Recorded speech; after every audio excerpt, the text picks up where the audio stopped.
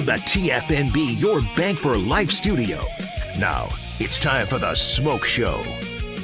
Presented by Texas Farm Bureau Insurance. We are Texas Farm Bureau Insurance, your insurance provider built by Texans for Texans. And we've been protecting families in our great state since 1952. TFNB, your bank for life, serving Central Texans since 1889. It's time for the Smoak Show on 365 Sports with David Craig and Craig Smoak. And here we go on this Tuesday afternoon. You see that we've had some Big 12 helmets. We got a new one yesterday evening as Brent Ingram from Baylor Media Relations dropped off. In fact, if you go right there it is to right between Craig and with me, it's the anthracite, Craig, the Baylor helmet. So we have BYU in West Virginia, Texas Tech. You can't see the Houston one. We'll pan it a little bit. And so we're starting to accumulate those. And, of course, Lance Leipold with the KU helmet just last week. And nice to have these on the set. Good afternoon, Craig Smoak. Yeah, good afternoon. Good to be here. And, I guess good to have another helmet as well. So thanks to the folks at Baylor for adding the anthracite to our collection here. And, I feel like I'm in a helmet equipment room right now, but it's a cool deal. And, these are all super nice and super grateful for the programs that have sent one over. So, we got some good collections going on here. I had a chance earlier today to visit with Texas Tech quarterback Will Hammond. We'll have that today at 3:40. We'll also today hear from Cody Nagel, CBS Sports, Barry Odom, who is the second year as the head coach at Purdue, and John McClain, Hall of Fame columnist. And in the middle of all that, near the 4:45 time period, Craig Smoak, and also Off the Radar. Garrett and Rez running the mothership today on 365 Sports. We appreciate your time. So I mentioned this on Monday that today the college coaches preseason top 25 poll was released, and here it is up on the screen. I don't see many that there's a few that feel like stubs. We'll get to those a little bit later, but after we go through this, Craig Smoak, there were 9 teams, 9 teams from the SEC, 8 from the Big Ten, 3 in the ACC, 4 from the Big 12, independent Notre Dame, and the G6. Not even one of those, well, let's just stick them in at 23, 24, 25 like we've seen before. There is the top 25. It's just fodder. It's just fun, but at least the start of closing in on the season. Yeah, I mean, it's also a starting point, although I know we mostly go off the AP and eventually the CFP rankings, but it is setting the table for how these are going to be advertised and how they're going to be viewed and compared. And so it's good to start getting these officially and not so much hey, it's March and here's my top 25. All those are fun for the time periods they belong to. I think the only polls I really care about are the ones that are setting the way for the rest of the season. And I know there's plenty of people, and even myself at times, that don't put too much stock into these early preseason polls, but they're still fun to have. And it's a nice little tradition. When you see those released, you know that we're getting awfully close to go time. So, I think looking at this, it's interesting that your brain and I guess lots of others now go immediately to breaking them down by conferences. We're just in that mode where everything is battle lines drawn and your team this or your team that. And so, the first thing that you did and probably a lot of people do is go, how many SEC, how many Big Ten, and break it down that way. There's a good collection of SEC teams. So I thought it was a pretty interesting comment that I saw, just somebody very much in passing of like, I guess the coaches are biased towards the SEC now too. So that's just going to be a storyline throughout the year is their constant lack of respect or getting too much respect. And in the end, we'll see who ends up hoisting the trophy. But the SEC, based on the last couple of weeks especially, feels like they really need to win a national title for their own sanity, not even to shut everybody else up, but for their own fan base's sanity. I don't think they can take a fourth year without a team winning the title, but they've got a good collection. I mean, Texas has been talked about quite a bit. Georgia has been talked about a lot. I just think that maybe we haven't hit on them as much because we look more at A&M or at Texas or even LSU in some cases. But, I think Georgia, Texas, A&M, Oklahoma, Ole Miss, Alabama, LSU, what else? Tennessee, and is that it? Missouri there at the end. Yep. That's a good collection. Missouri just seems like for some reason by default they just get to be like 24 or 25 every year. It's the weirdest thing. I don't know why it feels like that. I don't know if that's totally accurate, but I can go with, Georgia, Texas, Oklahoma. And then at the end, you're right. Typically there's like, let's throw in Tulane. Let's throw in James Madison. Let's throw in one of these G5s and also usually a Big 12 school. So there's Houston. But yeah, Missouri is just one of those. They're always like 23 to 25 in these early polls. And I don't know why I get that sense. But yeah, they've been in. If it's not Missouri, it's Florida, who last year was ranked, I think, 12th or 14th. This year, they're just outside the top 25. But I don't like, I didn't look at that. I did not look at it actually by the conferences. I saw Brett McMurphy did that, so I took those notes from him. There's always usually, like I said, a G6 team in that 22 to 25 range. There's not this year. But at the same time, I did see that the top 2 are Big Ten. 3 of the top 6. The SEC has 5 in the top 10, including 8, 9, and 10 after Georgia and Texas. So looking forward to it. And Notre Dame splat right there in a pretty good spot at number 5. Indiana had the second most first-place votes. Ohio State had 38. And then Indiana had 14.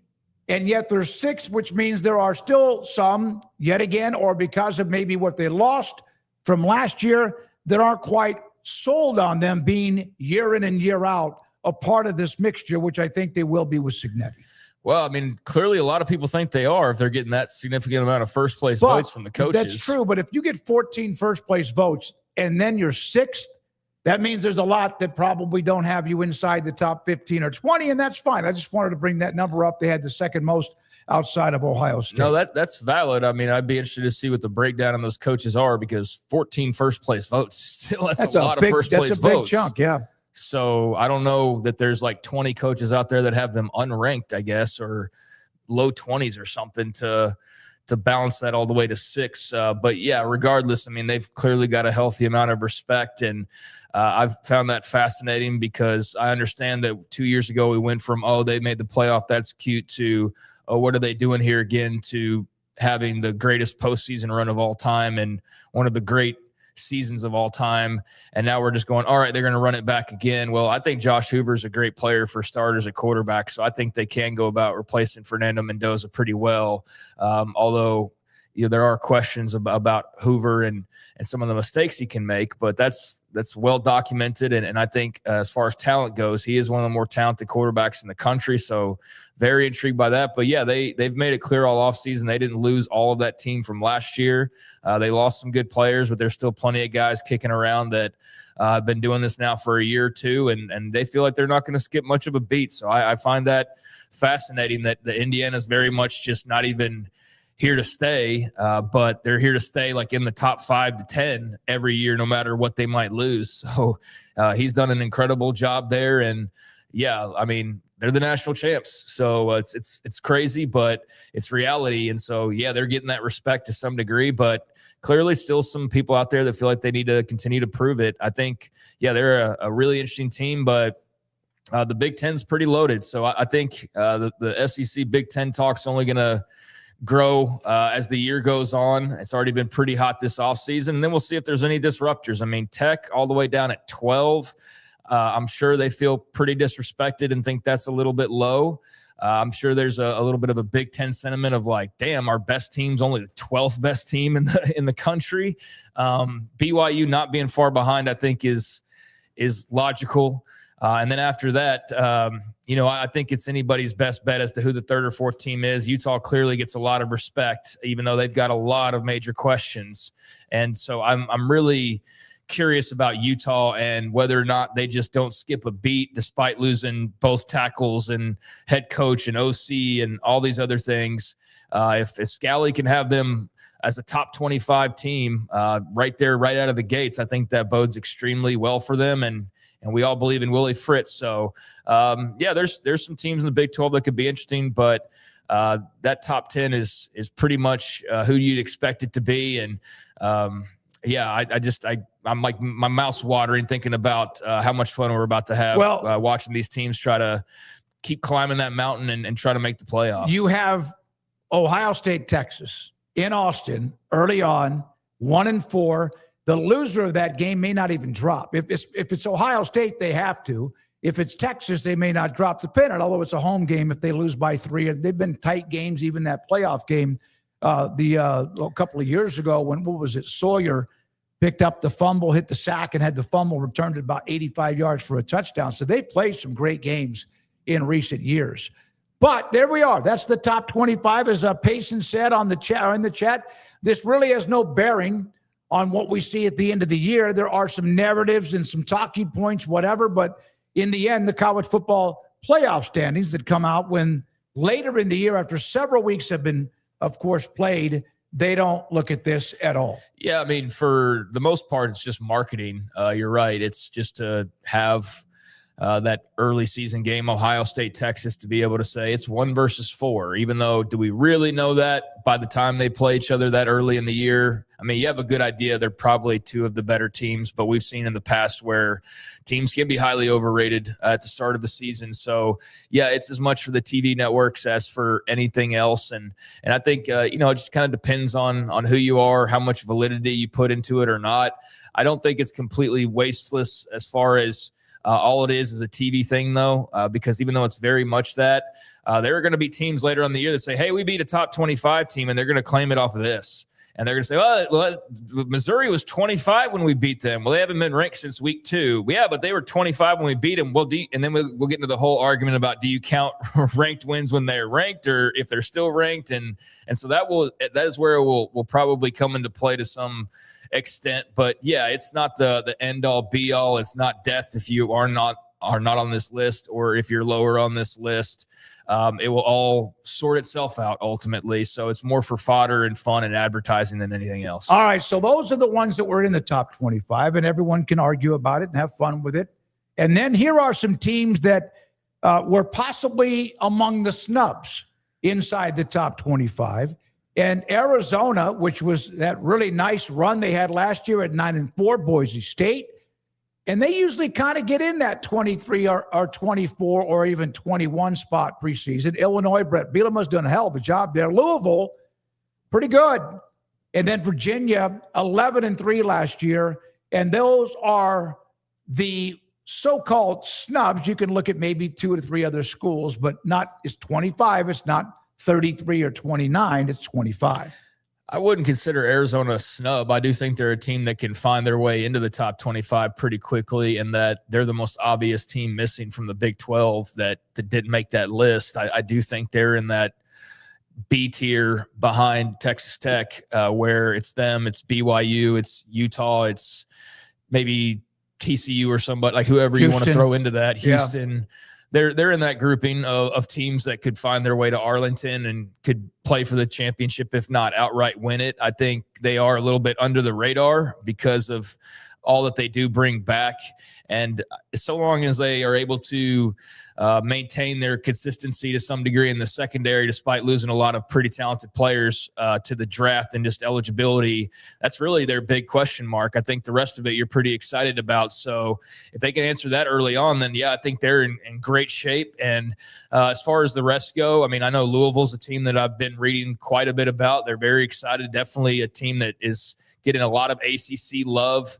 Virginia, not as much. I think losing a veteran quarterback like Chandler Morris, not that he was like the entire engine last year by any means, but it was kind of an interesting year that I don't know how many were really expecting that. So perhaps it's some of like, we don't think you're going to just run it back type of a sentiment there for them. But I think on this list, I mean, like you said, Boise's always like somewhere at 23 to 25. So surprising there wasn't a team like them there in this one. But yeah, Arizona and Louisville are the two that jump out to me as far as the ones I've seen the most about and could have seen being in this poll here. This year, if you did have somebody in the group of 6 that you feel like might eventually get inside that bubble or even be a part of the group of a college football playoff bracket, Boise State is always a very safe bet.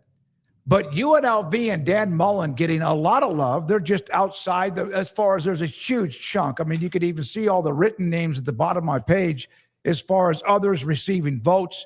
And then, yes, you have James Madison. Even New Mexico got a note or two, along with Navy, San Diego State, Hawaii, Jacksonville State, and others. So there we are. I look forward to it because it means we're less than a month away.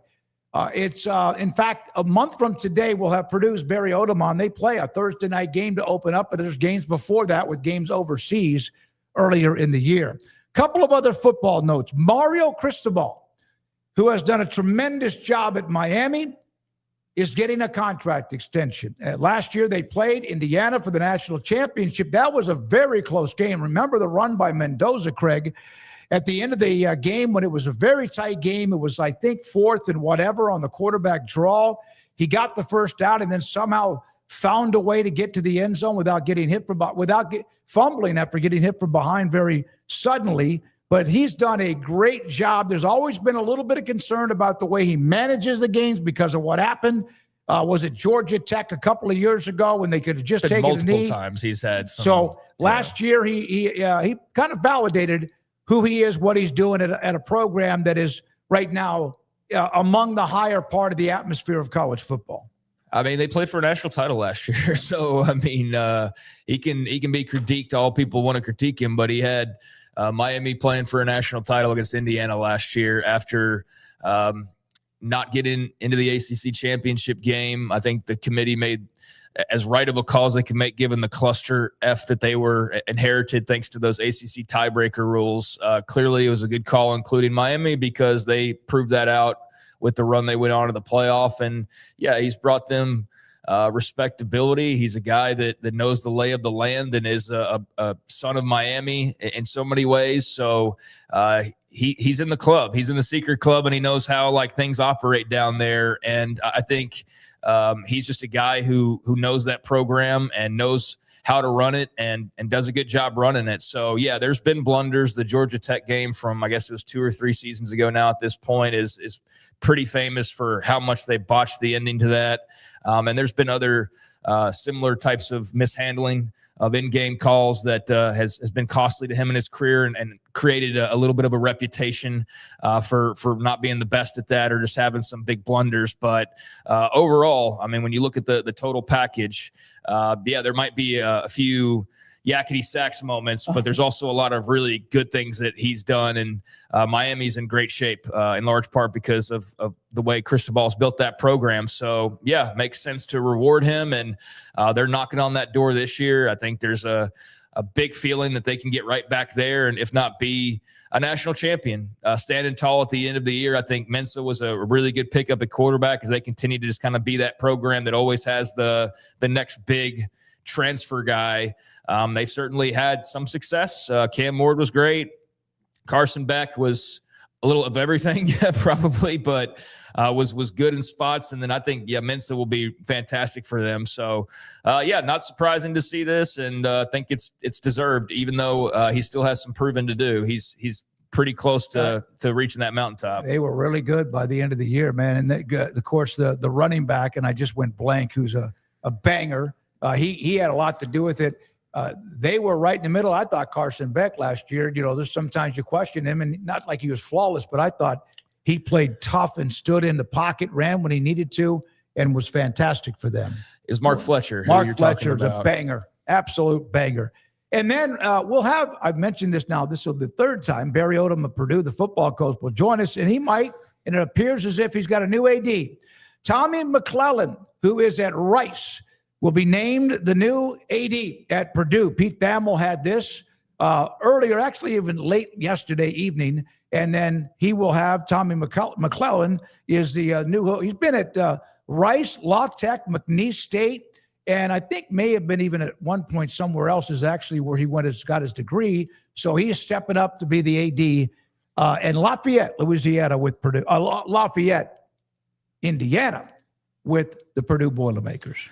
Well, that's a big step up. I mean, going from Rice, which is a great academic school and has had, some success here and there over the years athletically, to jumping into the Big Ten waters. Certainly a much bigger paycheck, I'm sure, not only just for him personally, but for his athletic department that he'll be running. That'll be night and day for him. So that'll be fun to start tinkering around and figuring out what to do with that pile of Big Ten cash. But, I think he's done a good job from all indications, and everything that I saw from the Rice folks out there who are commenting on this. It was a bittersweet thing to see him go, but congratulations on your way out. I didn't dive too deeply into whether or not there was any other sentiment out there, but it just seemed like, yeah, the guy's naturally going to take a job at Purdue when you've been at Rice and you've been bouncing around. That's the life of an AD. You eventually want to get to a Big Ten type of job. So Tommy McClellan looks to have done that, and we'll see what he can do with that Boilermaker athletic department. But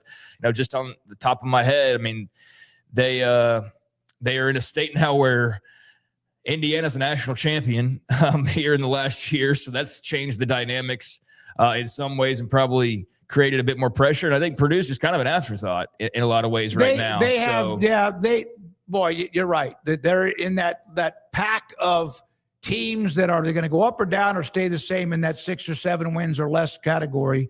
And that's up to Barry Odom to try to change that. But you have Notre Dame in Indiana in the state as well. Yeah. So, I mean, he's going to do what he can to change that. And now the new AD will as well. But no, as a football program, yeah, they're just kind of floating out there right now, all the while the Big Ten's experiencing this great success. So we'll see if this new AD hire will push them further in the direction of being able to claim some of that of their own. All right. And we've had so many lawsuits in college athletics. My God, and there's some all the time now.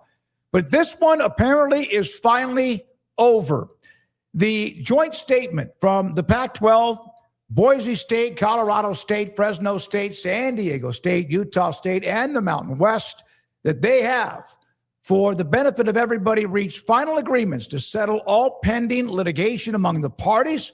Matters concluded, conferences, institutions can move forward with certainty and focus on serving their student athletes, campuses, fans, and communities. This thing got to be some bad blood. The Pac-12, of course, was down to 2.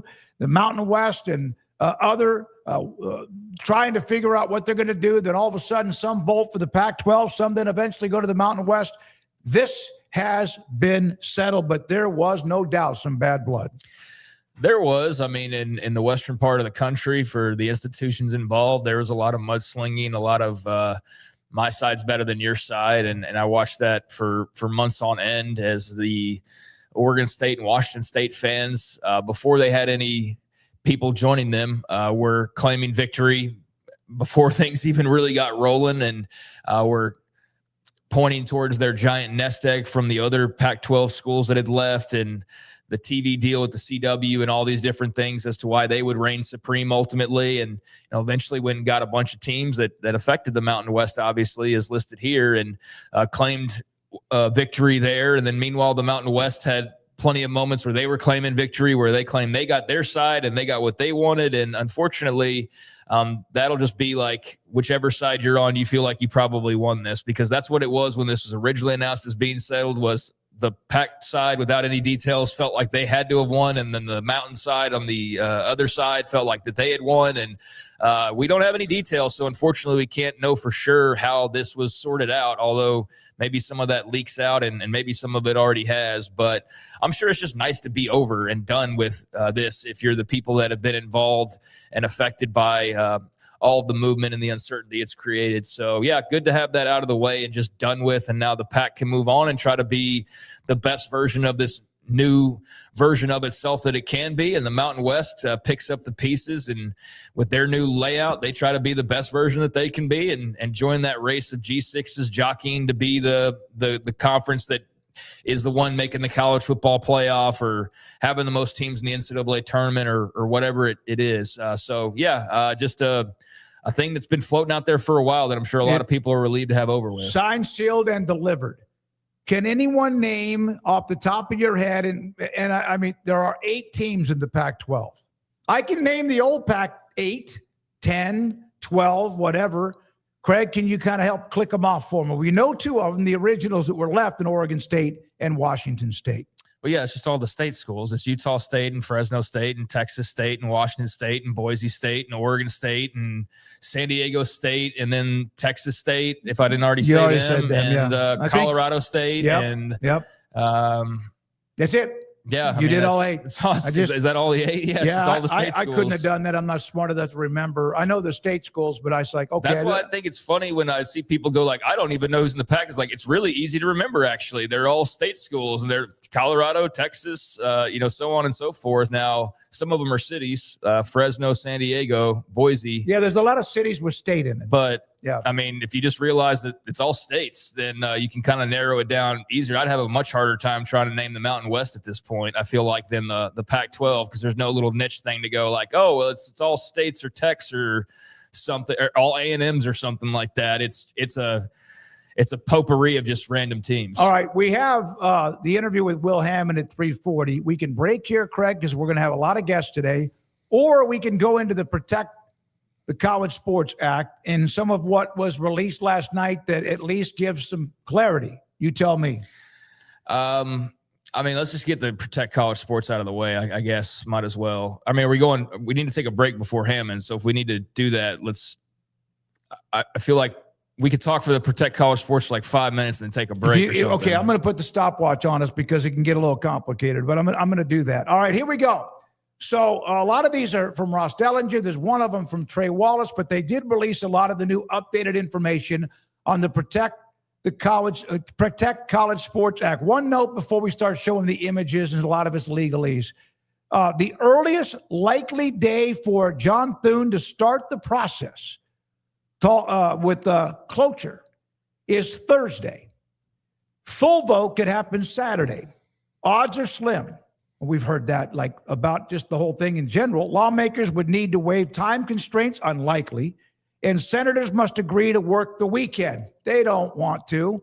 So that's from Ross Dellinger and an update on the timeline of if they get this to a vote. So the $22.5 million, here's the money that programs get. I'm not going to get into the weeds on a lot of the small print, but each team, each program would get $22.5 million retention pool and $5 million for the Olympic and women's sports, bringing the total per school, counting the house settlement and more, to $48.8 million with a cap. It's a lot of money. They've more than doubled it with adding the 22 and also the $5 million. So that's one.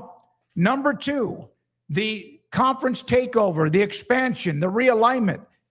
The expansion provision remains unchanged.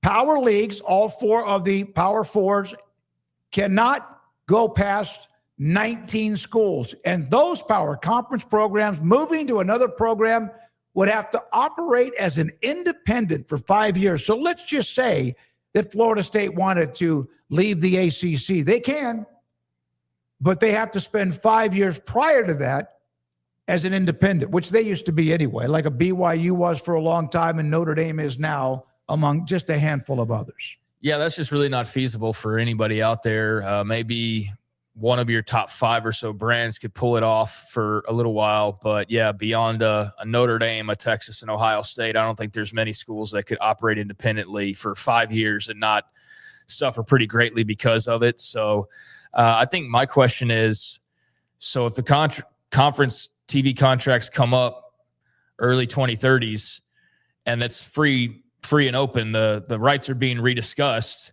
you can then move, right? This is just talking about like probably while you're under contract, I would think. Or is it forever banished that you can, I guess the cap at 19 means you can only get to 19 regardless of when it happens. But I'm just trying to think of from the power school moving to another power conference. I guess it does outline there. You'd have to go independent if you're going to do that. But if this happens in 2034, or it were to happen if, let's say, Florida State, as the ACC's openly negotiating, would that free them to then make that? Do you see what I'm saying there? Yeah.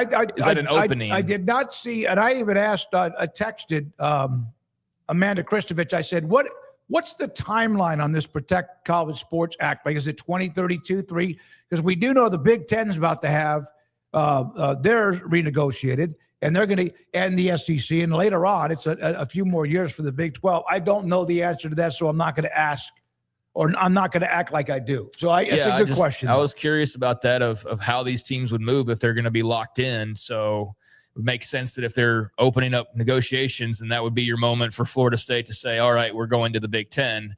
What's interesting about this is, for one, everybody trying to figure out how it would work is that it hasn't gone through, and it might not.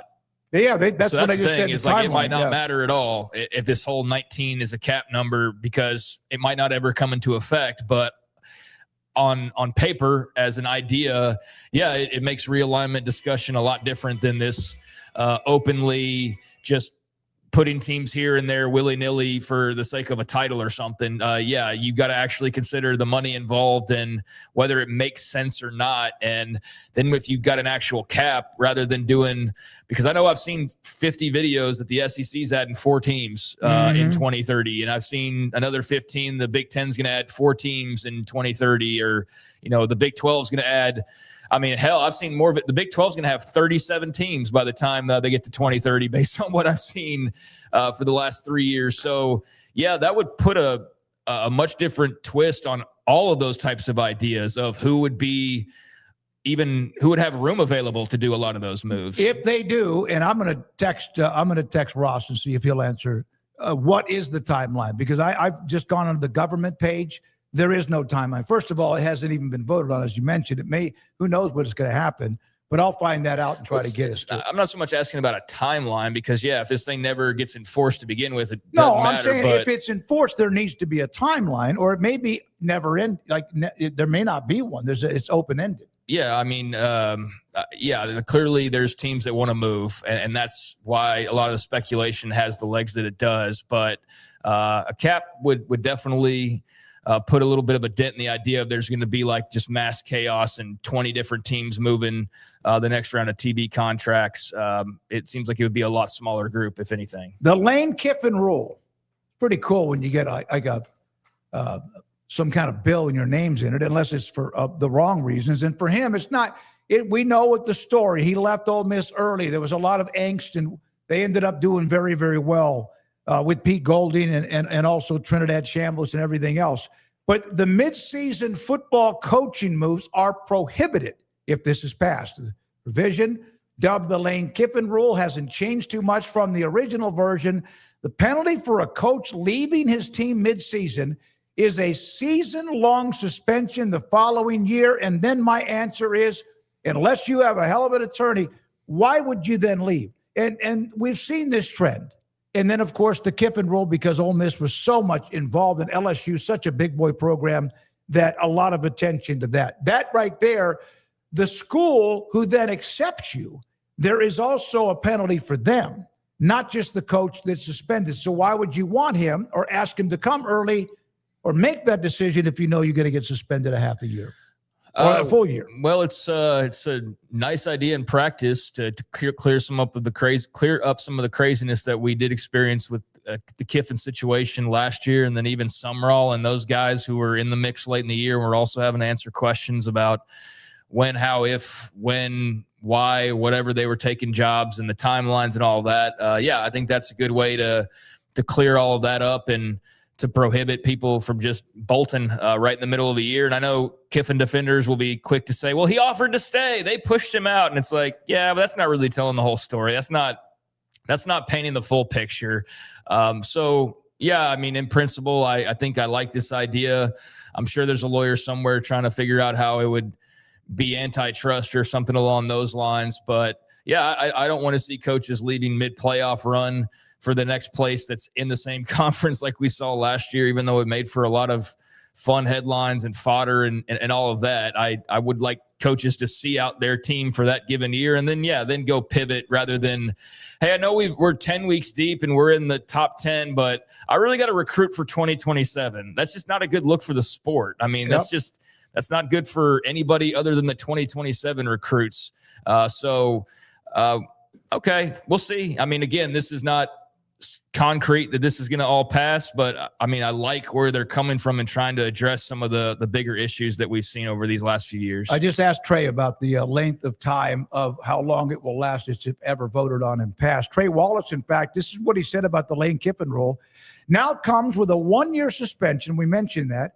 If they were to accept another coaching job midseason, in the event an individual who accepts employment appointment, or designation as head coach of a varsity sports team for intercollegiate football at another institution violates the section, that individual shall be ineligible to assume duties as head coach of the varsity team for intercollegiate football at the hiring institution for the subsequent competitive season after the season in which the violation occurred. Mind you, he said, Lane Kiffin rule wouldn't just affect the coach. If a school fires their coach midseason, you think that school wants to wait until the season's end to hire its next head coach or put a plan together?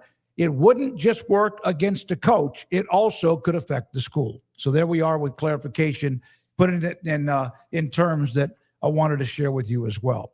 And then there's still more.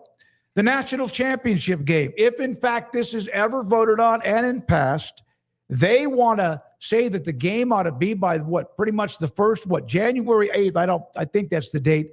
Must be played by January 8th, no later, to the extent practicable. It also protects the window in that game on Saturday that we discuss a lot, the December game between the Army and Navy, the midshipmen and the cadets. So they would like to get the championship game done by the end of the first 8 days in January, and instead of carrying into what now I think is like the third week or so in January. I'd be all for that. I mean, I'd be all for it being even earlier, but I guess that's probably not possible. And the dream scenario of January 1st and having it all wrapped up by then is just not in the cards right now for the TV networks or the bowls themselves. So, yeah, we'll keep dreaming on that. And I think January 8th's a lot better alternative than, like you said, mid-January, getting into almost bumping elbows with the Super Bowl there in the first week of February. I mean, it's kind of ridiculous when you think about how long the season lasts, and not rooting for less football, just don't need like 5 weeks in between games and all these long stretches where there is no football. So, yeah, I think the calendar definitely tightening up is something that would be beneficial to the teams, but also just the fans at home watching. I think it'd be a better product. 10 years is what Trey Wallace just told me. That's what he thinks. That's the number. That's the timeline he heard of how long, if in fact it passes, it would be in play. So okay, yeah, I'm trying to think this out. So Florida State can't leave for 10 years if this were to pass. No. Unless they wanted to go independent for 5 years. Yeah. Or North Carolina or whoever. All right, one other note, and this was something that was added at the end, part of the negotiation, getting votes if you can. The newly added Title III of the bill, which is a federal grant program for the HBCUs, historically black college and universities. A portion of the language is that they will do what they can to make sure that they get involved in HBCUs, money, television, media rights, and more. And by the way, the SWAC has a pretty nice contract. HBCUs, I'm starting to see more and more of those games and on not just one network. So there's another thing where they would like to help, if they can, fund and help the HBCUs, which have some of the greatest history of all college football programs, with especially the talent that was pushed into the NFL. Not as much, but still a little bit. And so there's another part of the bill that was added to help with the HBCU programs. Yeah, I mean, I guess good for them. I think all sports at all levels matter, and especially in this transfer portal world where it all trickles up. I think you want to make the levels below you as good as they can possibly be if you have any say in it as well. So for those schools looking to maybe go pluck players from the HBCU, you want to make sure you're I mean, just in general, not even about what you stand to gain, but in general, do right by them. But then also just if you're like, well, why does it matter to me? Well, I mean, it also does trickle up, and the system itself being healthier at every level and every part of the country is just better for the game as a whole. So HBCU or Southland Conference or D1 or whatever, yeah, let's do the best by those players and those institutions as we can. So glad to see that they're getting highlighted a little bit in particular, and feels like the HBCUs had a real moment there a few years ago with Dion and all the attention he brought. And then you've had some other high-profile names who have become coaches here in recent years. Haven't brought that same quite amount of attention that Dion was able to bring, but there's good football played at those schools. So, and good players, and there has been for decades. So glad to see that they're not just worried about the top 10 brands and how to benefit them most. And in fact, in some ways, definitely not benefiting them. This realignment point, which again is not official, I find fascinating. I know you don't care about realignment, but I find it very interesting that there could be a mechanism. I don't know where you ever thought that. I know that it's out there and it can be viral no matter what anyone says. Realignment is what it really helped launch this podcast. Yeah. So, I mean, I keep going back to that because I find that to be the most interesting thing, much more interesting than the scholarships or the pay limits or whatever. As a fan, I think that part of Florida State could not go join the Big Ten, even though that's what they've been planning now for at least 4 or 5 years amongst a bunch of other schools. Yeah, if that goes through, that's going to be fascinating to see them basically stuck in so many ways. Not all of them, but some of them. Realignment, what I have been bored with it a little bit the last 8 to 12 months because it just seems like people stick things up and it's not happening. But there was still some shifting, obviously, with the Pac-12 growing and more. When we come back, Texas Tech quarterback Will Hammond, what a stretch it's been for him. Starting last year, had the big win on the road against Utah, then he tears his knee, and then all of a sudden he may not be the guy at Texas Tech. And going through the rehab, they start workouts tomorrow, fall workouts. I had a chance to visit with him about his story and more. That is next. You want to add anything at the end, Craig? No, I mean, I'm interested to see where that Protect College Sports Act goes for the reason I just mentioned, and I think that'll be a lot of fun conversations if we get to there. But as far as Will Hammond goes, it seems like everything's going about as well as it can, and interested to hear what he has to say. An impressive young man. He's next. This is 365 Sports. Joint pain is awful.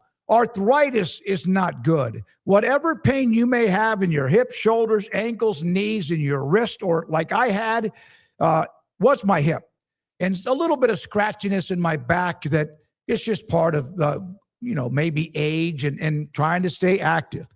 Has someone reached a point where the pain is so bad and the steroid or any kind of treatment you've been having is not working and you start thinking about surgery, a procedure? I was able to last night speak with somebody who's very much involved in sports medicine and keeping athletes healthy. And I was telling him about my treatment with QC Kinetics. He said, anything you can do to help prevent or push back any kind of surgery or something similar is worth it if it works for you. And it does. He was very interested because of what QC Kinetics does, which is use your own natural biologics, your platelets, your plasma, your stem cell to heal you. And that's what QC Kinetics does. And it's done for me since September, my first treatment back in Dallas. 4 locations in Dallas and 4 locations in Houston. Here are the numbers you can call. Free consultation at 972-972-8610. 713-913-5285. 4 locations in Dallas, 4 locations in Houston, and it has helped me. And I ran this morning, did a cycle class this morning, and felt great and feel good today. It's QC Kinetics, kicking the can down the road. How much longer do you want that to last? Is someone talking about cutting on you? Before any of that happens, free consultation, remember, to hear what they can do and what they have done for thousands of people at QCkinetics.com. Broker is your Lennox Premier dealer. Right now, qualified buyers can make no payments and get no interest financing for 12 months on a new Lennox home comfort system. Conditions apply. Call Ray Broker Air Conditioning and Heating Specialists for details and a free estimate. Make this the summer event at Allen Samuels in Waco. Drive a 2026 Ram 1500 Limited Crew Cab with your choice. 0% for 36 months or 25% off MSRP. See why it was named to Car and Driver's Best 10 Trucks and SUVs list. And it comes with America's Best Truck Powertrain Warranty, 10 years, 100,000 miles. Come by, let's be friends.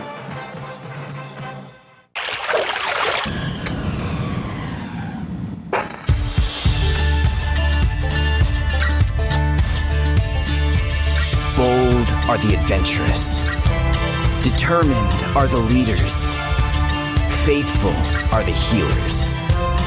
At Baylor, you'll find your calling, your people, and your purpose. Dare to be you, indeed.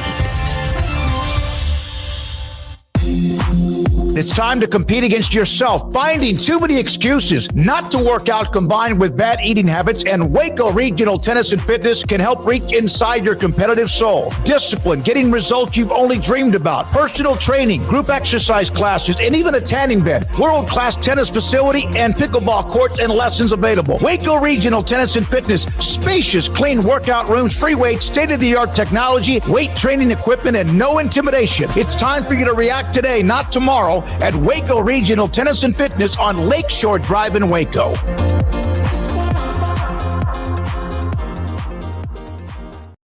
Serving Central Texas since 1889, TFNB Your Bank for Life takes pride in being more than a bank.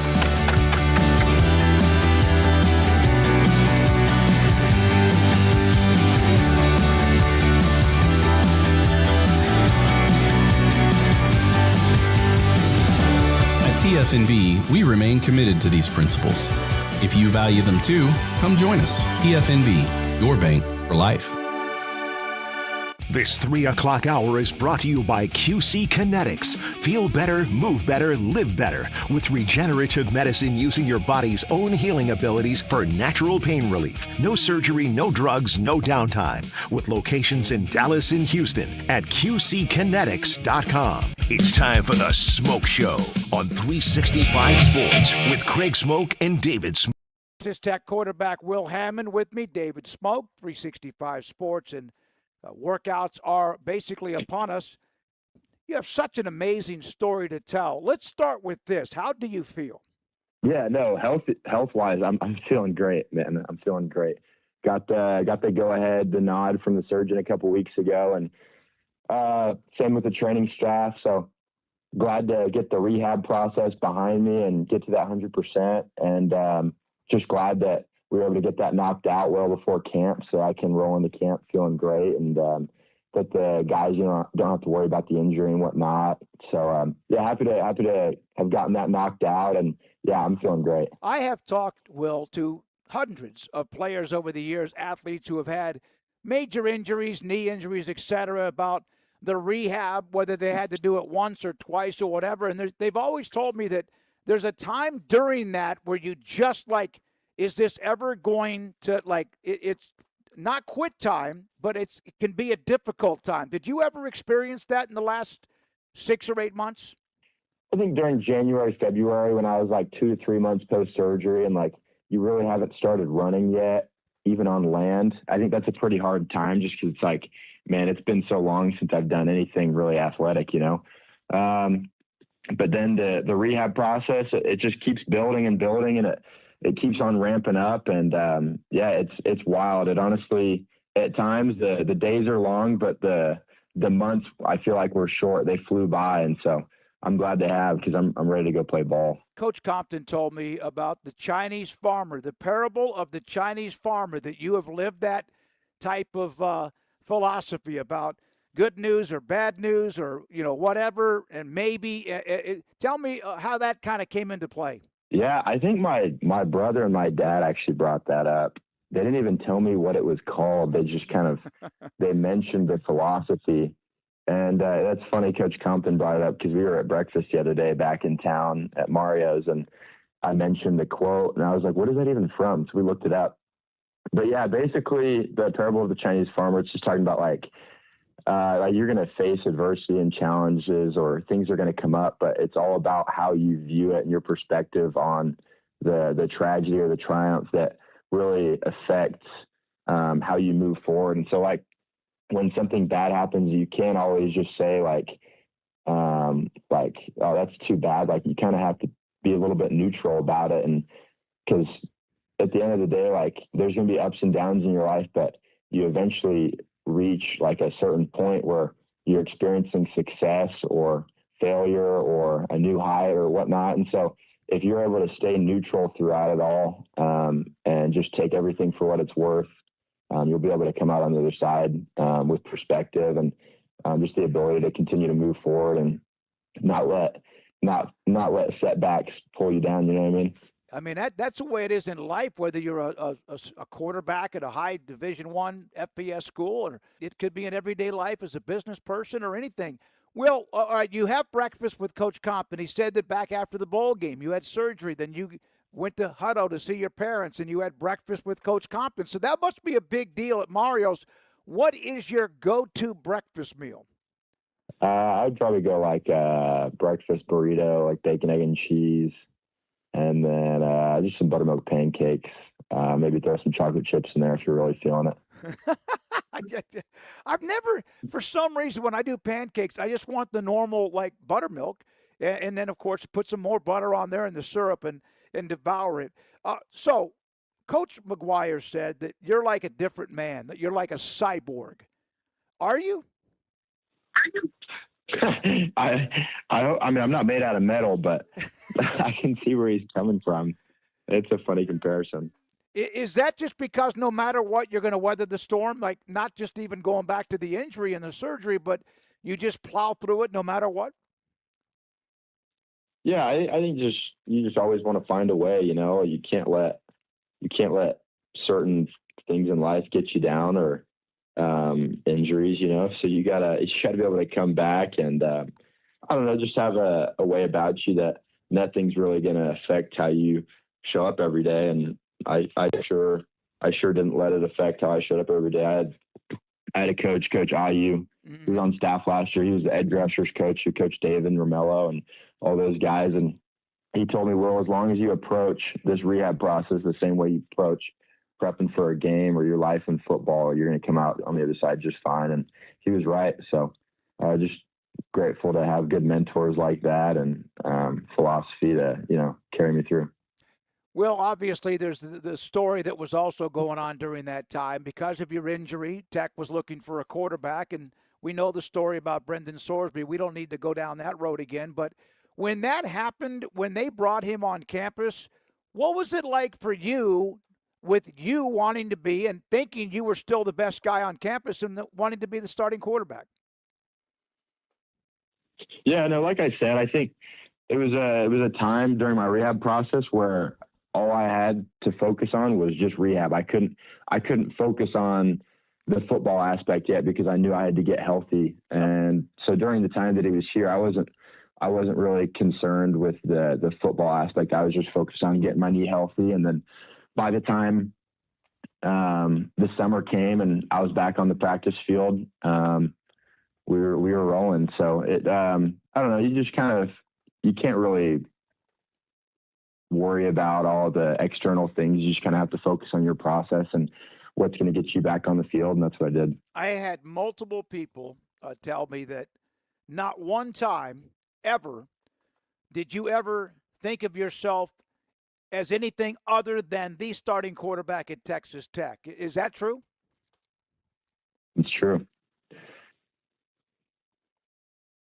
Yeah, that's true. No, yeah, at no point did I mentally ever take a back seat. You don't, that's just not something I'm ever going to do. And I think keeping myself mentally there has gotten me to this point and allowed me to play at a high level. And I'm excited to start playing ball again. Will Hammond, starting quarterback, Texas Tech University, with me. David Smoak, 365 Sports. I interviewed you before your junior year, or may have been early in the year. You were about to play a game at home against Midway, so you had already committed to Tech. And Coach Compton and I I've known him for a long, long time, and he set that up. And I loved you, man. I loved just your passion, the smile, your energy, the focus, and all of that along the way. Where did that come from in your life, as far as parents, brothers, whoever? Who molded you? Yeah, definitely my parents, just the way they raised me, always being super supportive.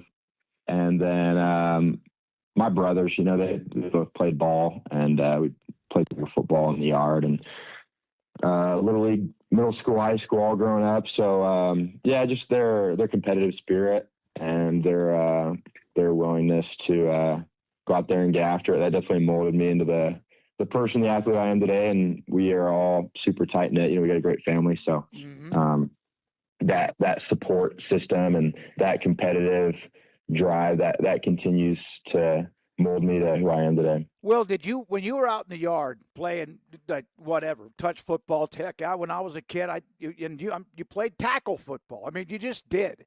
Were you ever not the quarterback, or did you have to kind of like wait your turn? I think when we were in the backyard, I don't know how much we threw it, honestly. We probably just running the whole time. Yeah.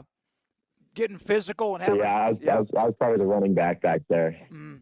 Well, that reminds me of this, because when I first saw you play, and I bring that up again, I know it's been a while, but when I saw your game with Midway, as a hell of a high-scoring game, but you threw the ball from every slot as far as angles, and you ran, you had the RPOs, you were fearless, you ran through and around tackles, and you also took some big hits.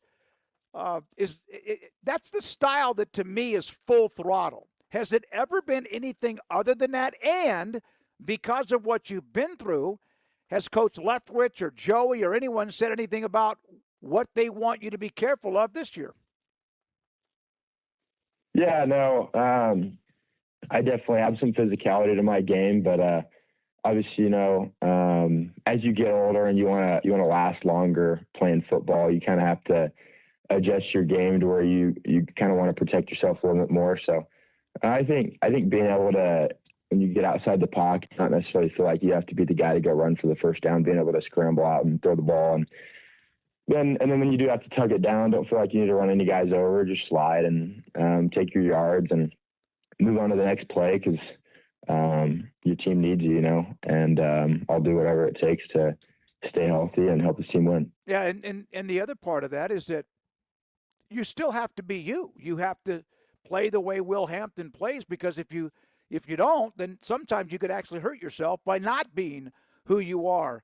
How pumped up are you? Practices, workouts are, for some schools, they've already started. You're about to start. It's go time.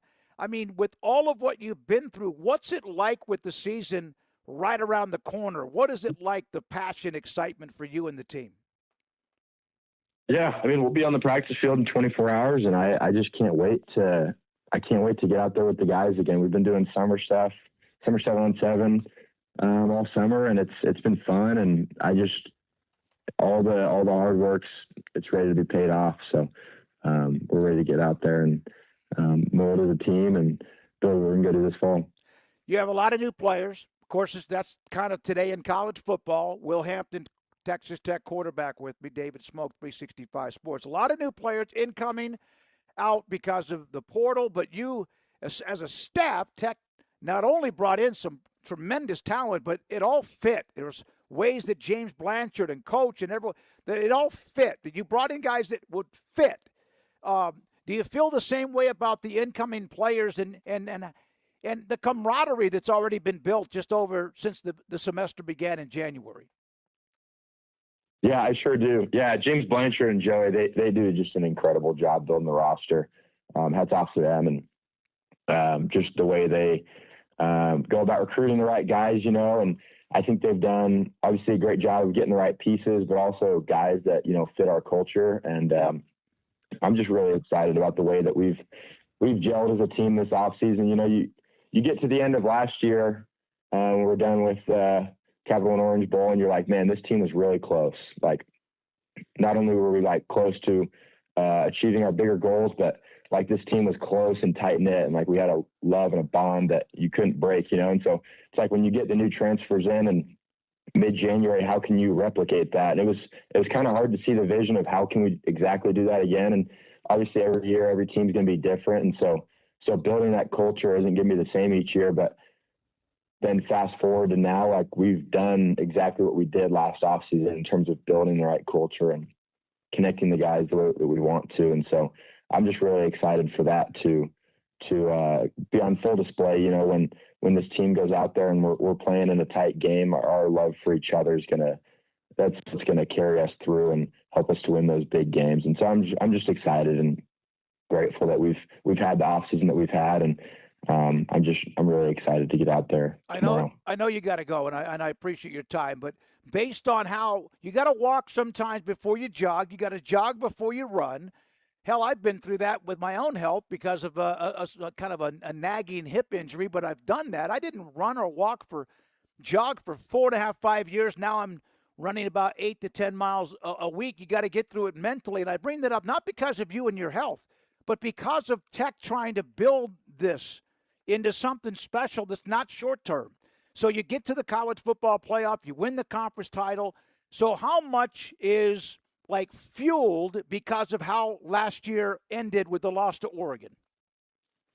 Yeah, no, you got a bad taste in your mouth after the way that playoff game ended. And our standard is going and winning the Big 12 championship, and our big goal is to go win the Natty, you know, and that takes going and winning those big time playoff games against good opponents all around the country. And we're going to practice with that intent. We're not going to practice like we're going to play any random team. You know, we're going to practice with the intent of going and playing against the top dogs all around the country, and that's going to be the standard all year. And that when we get to that opportunity, it's going to be a different result. Hey, congratulations on everything you've done, and also on getting through the last several months. I can't imagine what that was like to test you mentally and physically. Will, appreciate it. Appreciated the first time I talked to you, and appreciated the first time since your surgery and rehab to get a chance to visit with you again. I wish you the best of luck, and thanks for your time. Have a great season. Thank you, David. Take care. Will Hammond, Texas Tech quarterback on 365 Sports. It is quite the story, as there was so much attention, Craig, on Brendan Sorsby and all of that. And here's the whole time. Will Hammond, Joey McGuire told me, never, ever said he was not the starting quarterback. Never gave into that, even with the injury. Tech did go get Sorsby because they weren't sure about Hammond, and he is now cleared and will be a part of workouts effective tomorrow.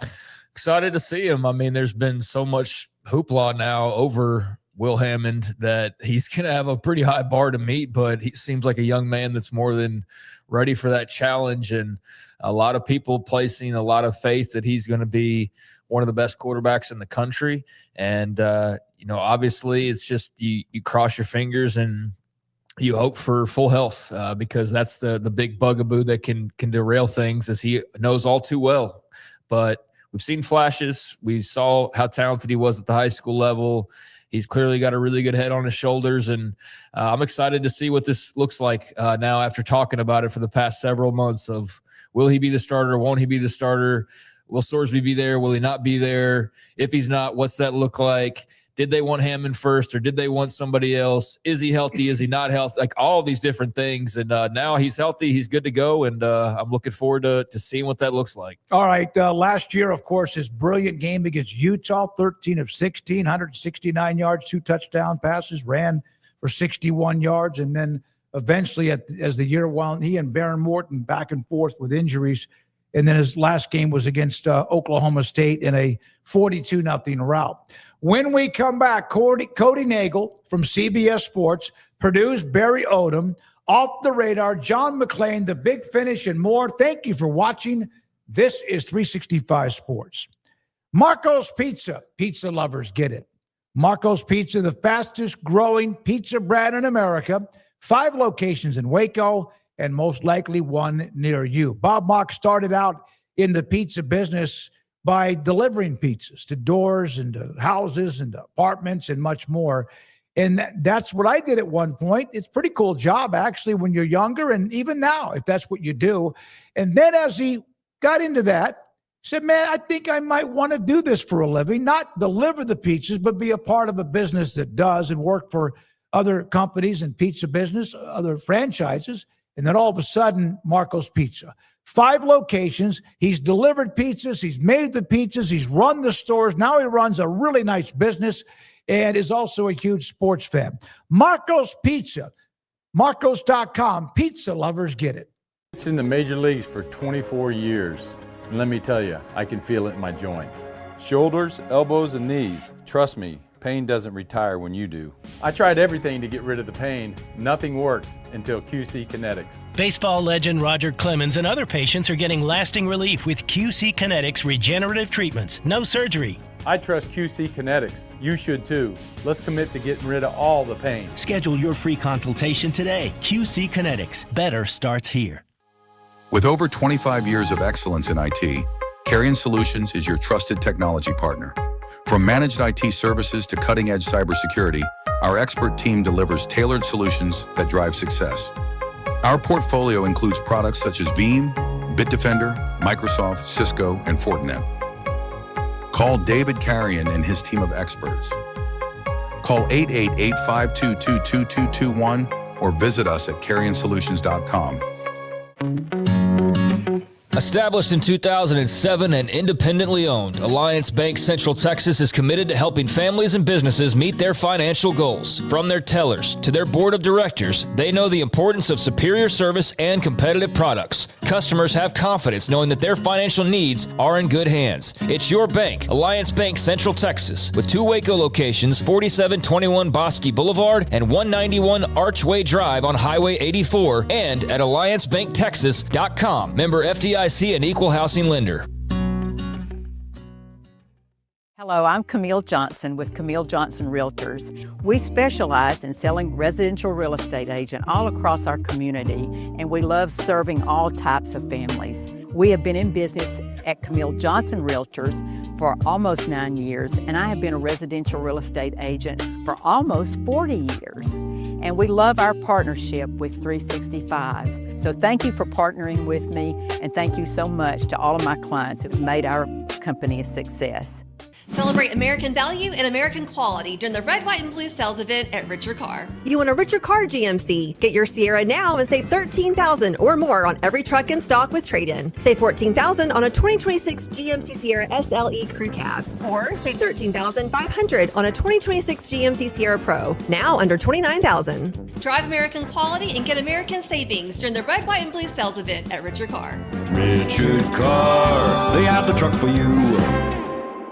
Marco's only uses premium toppings, which means your pizza isn't just flavorful, it's mushroom-full, or sausage-full, or pepperoni-full. And you can get unlimited medium one-topping pizzas from the place named America's favorite pizza chain starting at $8.99 every day, only at Marco's. This 4 o'clock hour is brought to you by Stonewood Dental, your one-stop shop for your dental needs, specializing in teeth cleaning, fillings, crowns, sealants, root canals, IV sedation, extractions, implants, bridges, dentures, full mouth restorations, and bioaesthetic dentistry. Our priority is your comfort from the moment you walk through the front door. Stonewood Dental in Robinson, Texas. It's time for the Smoak Show on 365 Sports with Craig Smoak and David Craig. And also joining us is Cody Nagel, CBS Sports, who had a really cool image and a list of the most elusive quarterbacks in college football. We'll get to that in just a moment and other things as Cody joins us on 365 Sports. Cody, I saw your note about Kirk Cignetti talks like college football's alpha, so why won't he schedule like one? This is, of course, their schedule has been questionable, even though they made the great run. But then the Notre Dame game is now gone on their schedule too. As long as you win like he won, does it matter, or is that going to eventually come to a head? I mean, yeah. If he keeps winning, it's not going to matter. I think there's some uncertainty with playoff expansion, and whether it goes to 16 or 24 teams. I mean, you're probably going to have to play an extra game, so they'd have to go 17-0 instead of 16-0.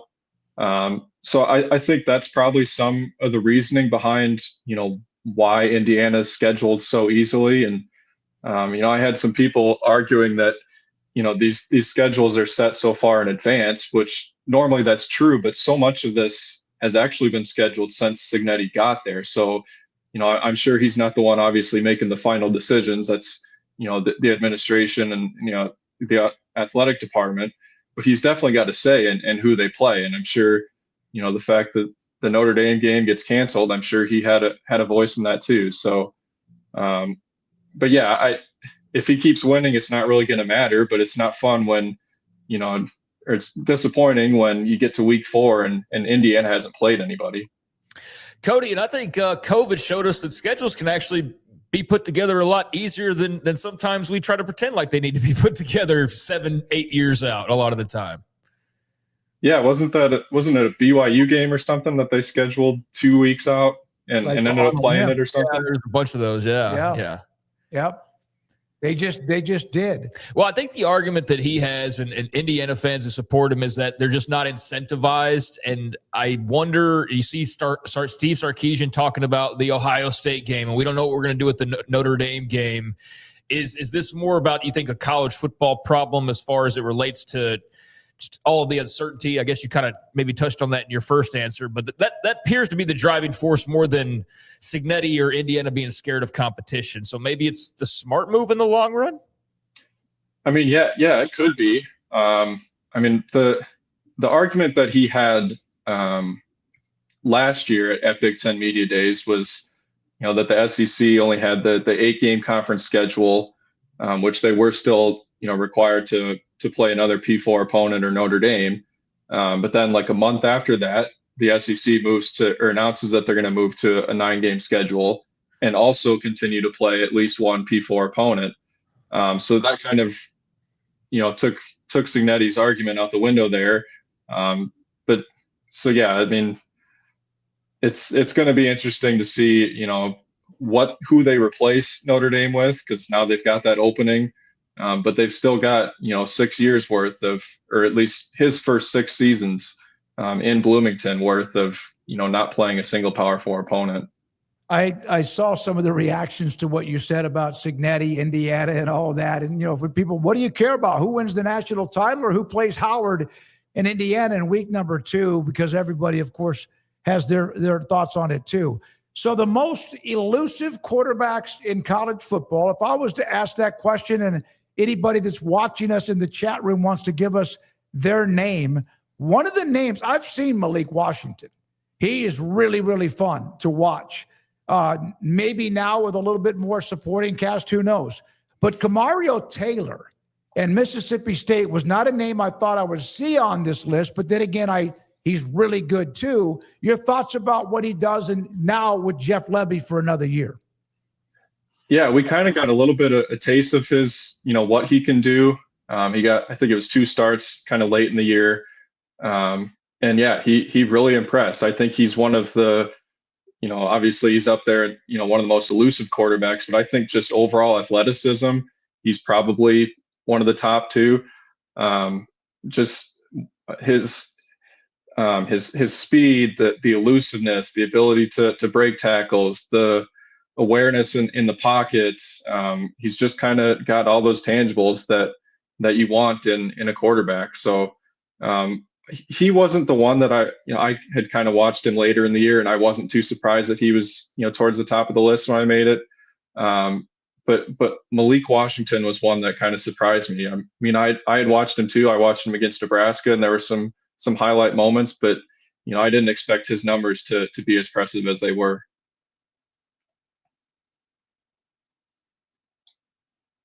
Elusive. I mean, he's a big old built out dude, but he can run, man, and he's not like the fastest, but he's pretty smooth for a bigger guy trying to run the rock. Not like his uncles back when we used to watch them play back in the day. He definitely inherited some different traits there. The discourse surrounding Arch Manning, man, and just this Texas team in general. Kind of, what are your expectations and your thoughts on him entering this year? Yeah, I think obviously every quarterback you tend to see that year 2 jump once they get some starts under their belt. I think an improved offensive line will help too.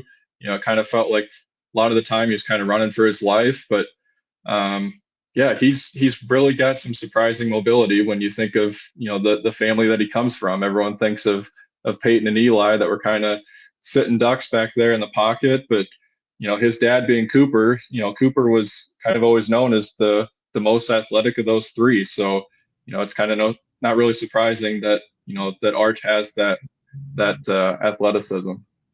Devin Dampier is the one that, to me, at the end of the year, really just, I mean, Utah started playing better.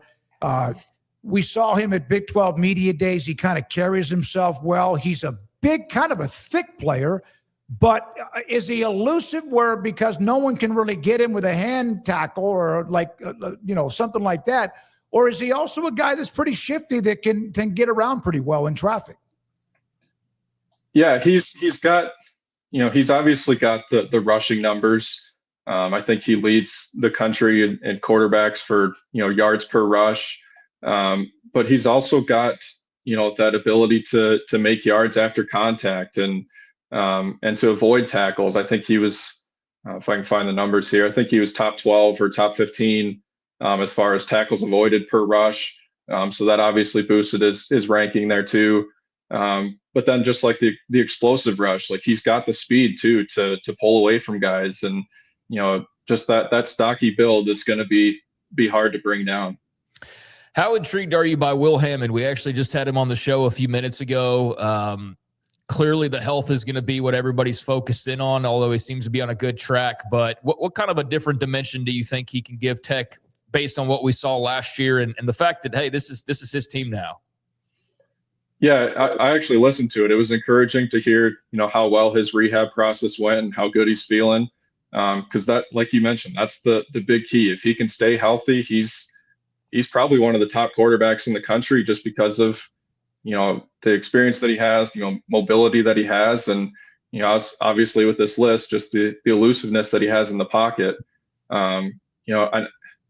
If he can be just slightly better than what Baron Morton was, I think that obviously raises the ceiling a little bit for Texas Tech, and maybe they can, put up a better fight in the playoffs and maybe make a little bit deeper of a run. And that's one of the questions I asked him is if you have an injury that you want to protect, and he's a full throttle guy, you got to be careful that if you try to protect that, then somehow something else you injure, because you're not just playing the game. And sometimes you just got to let it rip. It'll be interesting to see what Leftwich and Joey say to him once they get into games that matter in September. Yeah, I agree. You don't want to overdo it. Sometimes those guys will, protect their legs a little bit. Maybe they lower their shoulder or something, and then you get a shoulder injury, which, those always seem to be so common with quarterbacks. And obviously if you lower your throwing shoulder, that's going to be harder to come back from. But you got to hope that they've had that conversation with him about, one, being protective, but, not being overprotective, and still go out there and, play the way you're used to playing. You had something from about a week ago. It was, we analyzed every Power 4 team plus Notre Dame the past 5 years in 3 scenarios entering the final quarter, leading by 7+, trailing by 7+, and also within 6 points. What did you find out that you want to share with our audience that maybe intrigued you the most or jumped out at you the most? It really wasn't surprising when you think about it, but just how dominant Georgia is in the fourth quarter. Every one of those scenarios that I looked at, they were either, the top one, or they were top 3, or like right behind Michigan in one of them, I think, if I can remember correctly. But the championship teams, the teams that are winning championships, Georgia, Ohio State, Michigan was up there. The teams that are competing for championships, Notre Dame was one of the better teams. Those are the teams that are winning the fourth quarter. And then the teams that, have struggled to win close games and to close out games, like your Nebraskas, they're the ones that really stand out for, giving up leads or, not being clutch when those games are on the line. Cody, I love that you mentioned Nebraska, given that Smokey's a Nebraska fan. So you just took the knife and put it right in his heart as far as them not being able to close out games. But it's true. It's absolutely true. It does feel like they're kind of on the back burner as far as the hype machine goes this year. I think that all those late blown leads are kind of catching up to the hype train a little bit. Yeah, well, being a Nebraska grad, if you can see up there, I live that every Saturday too. But yeah, I think the quiet off season, they kind of talked about this at Big Ten Media Days, was intentional. They didn't want to, go out and make a bunch of noise and, get that hype train going. It was more just let's do our thing. Let's take care of what we can, and let's get into trying to get this thing back on track. Dylan Raiola's not there anymore, so I think you've kind of got a little bit of a quiet, let's keep things in house sort of thing that I mean, I hope they can take a jump because, when Nebraska's good, college football is better. But they've got a really tough schedule this year that, I'm really not sure how much improvement they can actually make. Yeah, they forgot how to win. They used to play people, and even if they were in a fight against somebody, who knows, they were going to eventually wear you down and win. They had so much, but now it's as if they are looking. It's not even if you make a bet, they can't stop the bleeding. Once something happens, it's like a freaking landslide of negative after that. Well, we started talking about quarterbacks. What do you think about the changeover to Anthony Calandria? What differences do you think that makes? How much do they feel the loss of Rio, if at all? I honestly think it was a good move. Hearing from some people, it sounds like the move was pretty mutual, that, Dylan wanted to go somewhere else and Nebraska was kind of ready to move on. I think the, investment that they were making, they really weren't getting much out of it. And Calandria brings a ton of mobility, and Raiola didn't have that. And then that's kind of why he got hurt in that USC game is, the pocket collapsed on him and he didn't have anywhere to go. And, he gets his leg broke. And then just Calandria's fit with Dana Holgorsen, I think, is a lot better. I think Dana can, doesn't have to think about what plays he's calling and can, get back to being comfortable where he's just calling them from the hip and, kind of going with what he knows works. So I think that the quarterback offensive coordinator fit will definitely be better. Cody, the top 25 coaches poll came out today. There's then eventually the AP, and what does it matter? The college football rankings aren't until much later in the year. Was there anything that surprised you? Anything? It seemed like to me it was pretty much what I thought it would be. Maybe a team or two, one or two up or two down, but anything that you saw? Yeah, for the most part, most of the teams were kind of right where I would have them. Texas Tech was one that I thought was a little low. Mm-hmm. I'd probably have them inside the top 10. I think they were number 12 or 13.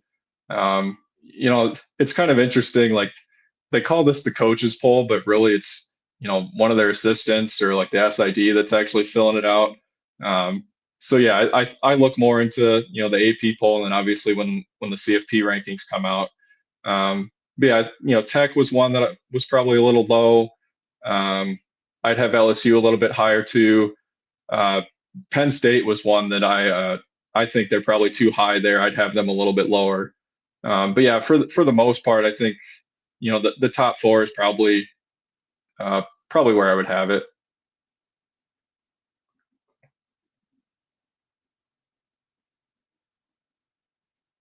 Stuff with the quarterback list on those who are elusive, and thank you as always for your time today. Thanks for having me, guys. Yeah, Cody Nagel, CBS Sports, with us on 365 Sports. And we got to take a break, Rez, but can you put the image again up of the 10 most elusive quarterbacks that Cody put up from, I guess this was just a couple of 3 days ago, and at if you still have it. And Craig Arch was fourth. Malik Washington, Kamario Taylor, some may not really know much about them. Then you have Dampier Hammond, who we had on, Bryce Underwood's a freak, Damon Williams, Lenora Sellers, who was like prepped for such a good year in 25. It didn't go well. And then Colton Joseph at Wisconsin at number 10. All right. Yeah, it's a fun list. I mean, there's a lot of intriguing guys on here, and I know Whittingham being in Michigan now, a lot of expectations that Bryce Underwood could just take off under his guidance. Arch obviously is getting hyped, and this time it's not too soon or not yet. It's his junior year. It's time to start saying like you're running out of time to do what everybody thought you were going to do when you first got here. So the Heisman campaign and the national championships and the SEC titles and all of those things, we're down to the last couple of opportunities for that. So I think based on how last year ended, you're very excited about seeing him. And yeah, I mean, there's been a ton of buzz for guys like Kamario Taylor, and excited to see, Will Hammond. I mean, after all this talk about him throughout the offseason, like I said a few minutes ago, he's got a lot of expectations suddenly because they've said 100 times, like, we didn't want anybody but you. And and they've talked about how healthy he is. And so I'm just amped to see what that looks like. And I think early on, they're going to be in good shape so long as he's at 100%. And even if he's not, they're still going to probably be in good shape. He doesn't have to be Superman right out of the gates, which is great for him. And yeah, Levitt at LSU, so on and so forth. There's a ton of interesting storylines here. Yeah, Taylor didn't really play much. He started playing a little bit towards the end. He's the next big thing, though. That's the whole thing about against him. Ole Miss and then Wake, but he is the next man up and expected to be a player for Jeff Lebby and the Bulldogs. When we come back, Barry Odom, head coach at Purdue. This is 365 Sports. Congratulations to Burt Colgan Ford. They are celebrating their 90th year in business. 90 years on Highway 6 and Loop 340 on the southern part of Waco. Burt Colgan Ford, 90-year celebration and anniversary on the Loop in Waco. Back with more with Barry Odom after this on 360. Years ago, Burt Colgan Ford made a commitment, not just to sell Fords, but to serve Waco. What began in 1936 wasn't a transaction, it was a partnership built through hard work, quality, and integrity, mile by mile. For over 4 generations, Burt Colgan has been driven by Waco. Thank you for the road we've traveled together and the miles that lay ahead. Petty Clinic Men's Healthcare in Woodway is now proud to offer you men an exceptional weight management body sculpting product called semaglutide, also known as Ozempic or Wegovy. Semaglutide is an FDA-approved weight management medication. Once-a-week injections of this powerful medication offers an average body fat weight loss of 20% within the first year of treatment. In addition to body sculpting, semaglutide also normalizes blood sugars and has the clinical research proof of reducing blood pressure, cholesterol, stroke, and heart attack risk. If you're like most men and you have stubborn fat that will just not respond to typical diets and exercise, then help is finally here. Semaglutide. Affordable, highly effective. Google search Petty Clinic Waco and reach out to the Petty Clinic team today for a free consultation with Dr. Petty to see if semaglutide is right for you. Go to pettycliniclowt.com.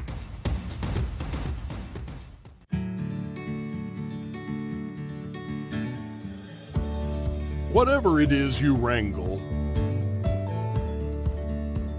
whatever seeds you sow, no matter what you nurture or what you choose to grow, at Texas Farm Bureau Insurance, we're proud to protect all Texans. When you play hard, sometimes you fall hard. Sports injuries require special treatment. At Southwest Sports Medicine and Orthopedics, our team of expert doctors provides athletes and active adults with comprehensive sports medicine care, diagnostics. Whether you're in high school, college, or beyond, we'll help you get back on the field. Call on the team physicians for Baylor Athletics. Call Southwest Sports Medicine and Orthopedics. I pitched in the major leagues for 24 years. And let me tell you, I can feel it in my joints. Shoulders, elbows, and knees. Trust me, pain doesn't retire when you do. I tried everything to get rid of the pain. Nothing worked until QC Kinetics. Baseball legend Roger Clemens and other patients are getting lasting relief with QC Kinetics regenerative treatments. No surgery. I trust QC Kinetics. You should too. Let's commit to getting rid of all the pain. Schedule your free consultation today. QC Kinetics. Better starts here. At Tarleton State University, we believe your education should fit your journey.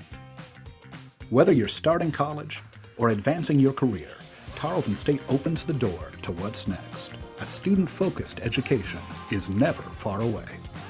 Don't change your life to earn a degree. Earn a degree to change your life. Because wherever life takes you, Tarleton State goes with you.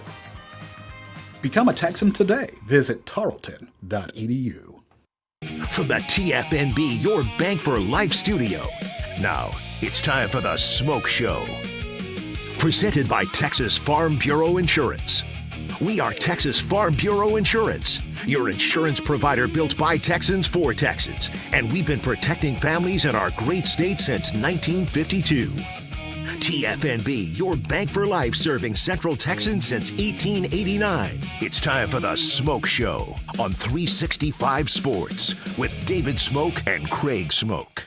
We have had Barry Odom join us on this show a handful of different times, obviously at UNLV, been at Missouri, and now the head coach at Purdue, and he's also recruited the state of Texas quite a bit over the years, and he joins us now on the podcast, 365 Sports. Barry, great to see you.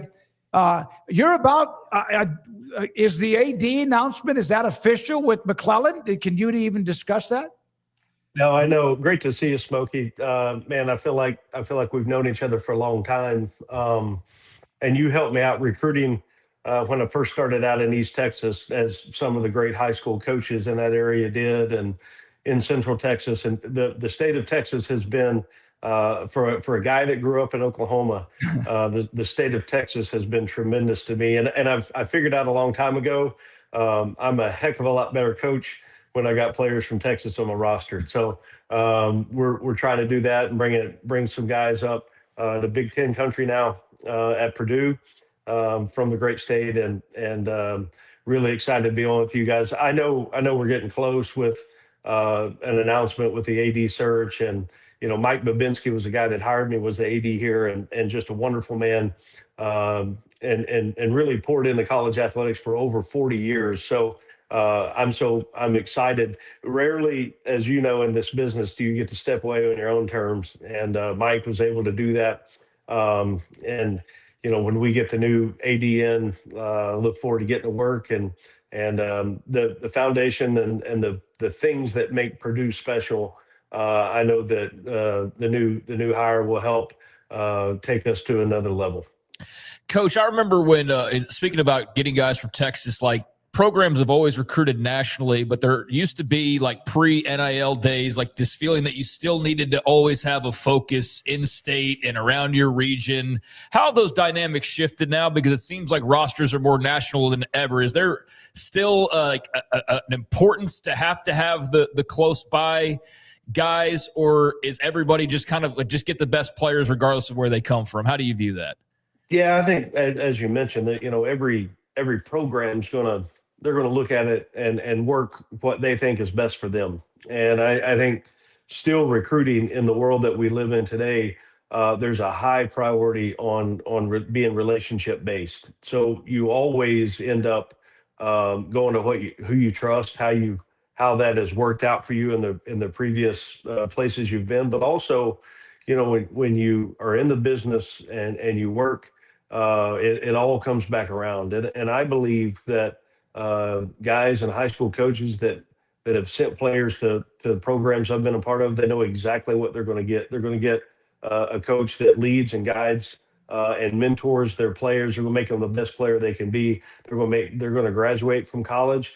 They're going to have a chance to play in the NFL, and we're going to win games. And that recipe has worked. I'm going into year 27 now for me in coaching, and I've been very fortunate because I've always been around really good people.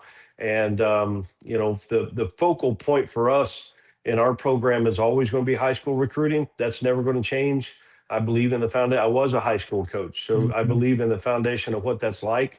Where we are in West Lafayette, if you draw a 5-hour radius around our campus, you can be in a lot of places. Chicago's 2 hours north, Indianapolis is an hour south, St. Louis is within 4 hours. You got Detroit that's close by, Cincinnati, Cleveland. You can be in Nashville in 5 hours. So the foundation of recruiting from a high school standpoint, there's really great players around where we are located. So that has been a big priority for us. But then also in the world of transfers, again, I think it comes down to being select and direct and what that looks like, and targeting people that fit the culture and who you are and what your program's going to be. And then eventually you're going to find guys that you recruited before and maybe it didn't work out the first time, that they're somewhere else. But that relationship holds true, and you find out to get a way to coach them before their career's over. How much obviously impact Ryan Brown coming back? He played for you for them a little bit for you last year, but seemed like he might be like next in line, and having him, he was at Big Ten Media Days with you among others, but How much having him back was a critical way to really start your offseason? You know how important that position is at every single level of football. If you've got a quarterback, you're going to be in every game, and if you don't, man, good luck. So with that said, we're really excited about Ryan. He transferred in last year to us. We got about the middle of June when he came on campus. So we had a short window there before the season started last year, and I thought that none of us, from the head coach all the way down, were excited about the end results last year and win-loss. And Ryan understands how important it is that the quarterback, how well they've got to play. We had to do a really good job on continue to develop his skill set, which I think is elite, but then also surrounding him with playmakers and the ability to run the ball and how important that is to make his job a little bit easier. But the transformation that he's gone through since the time the season was over last year to where we are today, I'm excited that he's our starter going into the season. His development has been off the charts. Excited about what he's going to do, and he's grown in the leadership areas on how important that position is. And I go back again to quarterbacks that I've had a chance to coach. I've been around a lot of great ones, and one of the best ones was from South Lake Carroll that we had in Chase Daniel. Oh, yeah. What a remarkable player he was for us at Missouri the years I was there. And then James Franklin was from Lake Dallas High School and did such a great job. And I've been really fortunate that I've had good quarterbacks. Drew Lock, he wasn't from Texas, but Drew Lock was another guy. Blaine Gabbert, the list goes on and on. When I was at Memphis, we had Paxton Lynch. And just really fortunate on the quarterbacks that we've had and the development piece on what that looks like. And I feel like, and we feel like as a program, that Ryan's getting ready to take a big step in those areas. Yeah, that's a good little resume. I mean, there are a lot of names on there that yeah, I'm just like, oh yeah, of course. And Chase Daniel, especially, like, he was so good at Mizzou, but I mean, even though he was never like a full-time starter in the NFL, I mean, to carve out like a decade in the league as a backup, I don't know. I don't really have like a thought on that. I think that's pretty cool watching what he did at the college level and how good he was, and never thought that he'd be a long-time NFL vet, but he sure as heck turned out to be up until a couple years ago. Yeah, one of the greatest leaders I've ever been around, and what Chase did in our locker room and as a program. But he played, I think, 14 years in the NFL, and I look at it really in context. 32 NFL teams. There's 32 guys in the world that are starting quarterbacks in the NFL, and then you go then the next group of those on however many really capable backups. Chase, for 14 years, man, that's hard to do anything. And what a career he put together. A wonderful, wonderful person. And he was so great for the game. And now in his role in the sports world, he always just kind of continues to rise to the top. Got him a Super Bowl ring too. Yeah, absolutely did. Barry, do young players today understand the cradle of quarterbacks that have come out of Purdue? Dating back to, like Len Dawson, Bob Greasy, and now even more recently as well. Does that matter?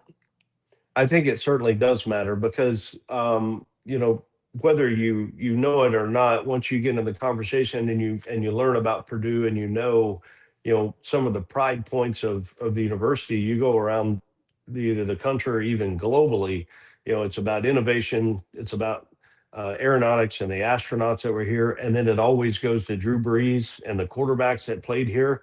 Those are things that always will hold true. And we've got to get back to that standard of what that is. Drew's another Texas kid. He's getting inducted to the NFL Hall of Fame this weekend. What an unbelievable honor that is. But Purdue, the lineage of quarterbacks that have been through our place, it's pretty remarkable when you look at it. And we play in our stadium, Ross-Ade Stadium. I believe there's magic in the air in that place, and especially for the quarterbacks. And we're working really, really hard to capture it back.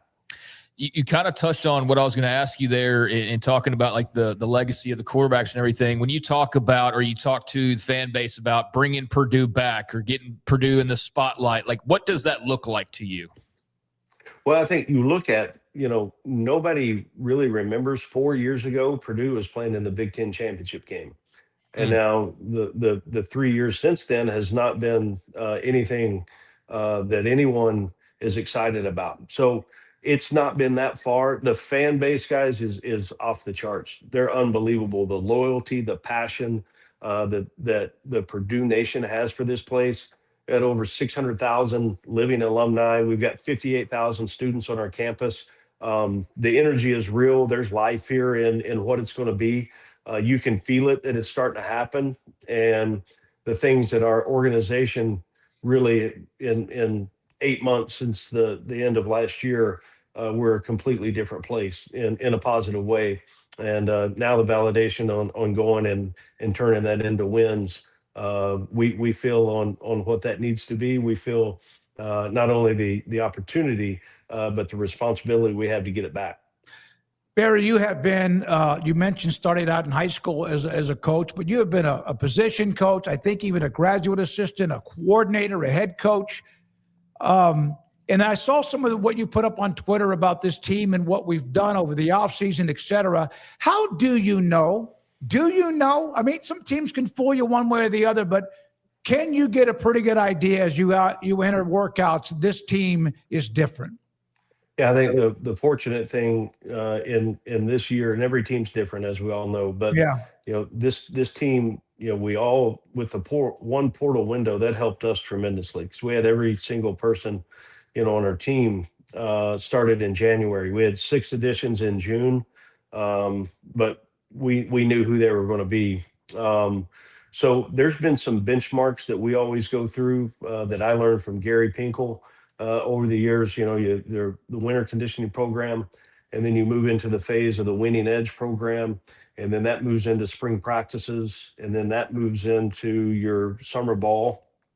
There's things that he always marked on progress, strength gains, quickness, explosive numbers, some of those things. And then you look at the continuity of the team and the ability to galvanize it together and the time spent on what that looks like. Up to this point, they've checked all the boxes. Now, the test getting into fall camp and how you handle adversity, how you handle success, the leadership on how that continues to evolve with your team. I think every coach in America right now would say how fired up they are for the team. And the measurables that we've been able to really put into place since January, we're right on track on where we need to be to some of the really good teams I've had a chance to be around over the years. You joined the Big Ten at a time when the conference is as hot as it's been in quite a while, with the well-documented 3 straight titles. And obviously, very close to home there with Indiana being the latest one. And you've been complimentary of what Cignetti was able to do so quickly. What's life like in the Big Ten right now? Is it more cutthroat than ever? Is it a rising tides lift all boats? Is it just a fun challenge? Kind of how do you view all that? Yeah, all the above. Our commissioner, Tony Petitti's done such a tremendous job on navigating through today's world. A great leader, unbelievable communicator. And you look at the league, the quarterback play has been elite. And I've been in it one season now. I think there's tremendous coaches. The development of the league and the teams every single week, you better have your A game ready to go or it's going to get exposed really quickly. So we play a 9-game league schedule. We have, for a number of years now. I think that gets teams battle tested towards the end of the year on what that looks like and the strength of the league. When you look at right now, the Big Ten versus other conferences in either, championships or playoff appearances, we're double on what the next conference is, or head-to-head matchups. It's really, the numbers don't lie. So I think everybody in the conference is getting a little bit better. And we certainly, have got plenty of room for improvement and understand for us to get back into the winner's circle and the winning arena. We got to keep our head down. We got to keep focused on the development of it. And then, last year we we lost a handful of 1-possession games and how important it is to be able to cross and break down that barrier on, the measurable, the turnover margin, starting field position. explosive plays, third down percentage, red zone offense or defense, all those things that go into it. And then it comes down to a one possession game. How important it is that we close the gap there and find a way to win those. Barry, you were an All-American linebacker when you played the game. And you still look like you can play the game. You keep yourself obviously very fit. Do you ever get tempted to put the helmet on and show these guys a little bit about the Oklahoma drill at all, or they would just maul you? I know my limit. I know my limitations. I would know if we had the ball on closest to our sideline, on the hash closest to our sideline. I would get out there, but stay way out of the way. If I was on our team right now, I'd be like number 5 on the depth chart. I mean, it's the game has changed so much. The size, the speed, the agility, the explosion. It's off the charts. Did you ever, when you played, and again, you'd known each other a long, long time. Did you ever think that college athletics and football would get to where it is today, where players are being paid and it's basically the hay's out of the barn right now? Well, and my last football playing season was '99. There were some places that they were paying players then. It was called something differently, and so I think all the things that go along with what the college game looks like now, it's changed more in the last year and a half to 2 years than it has the last 25 combined, in my opinion. But then you look at it, there's more viewership. You step onto a college campus, you feel the passion and the energy. You go to sold out stadiums every single week. There's so many good things, man. I mean, the game of football and the opportunity that's presented has changed my family history and my opportunities. The game has given me so much more than I will ever be able to give it back. And I look at that in our program. It's my job to win games, to graduate our players, but also give them opportunities to play in the NFL. And then you look at, okay, the opportunities and the networking pieces beyond that hadn't changed. It's still my job, our 105 guys that we're going to play winning football. I get to put them in a position to be successful.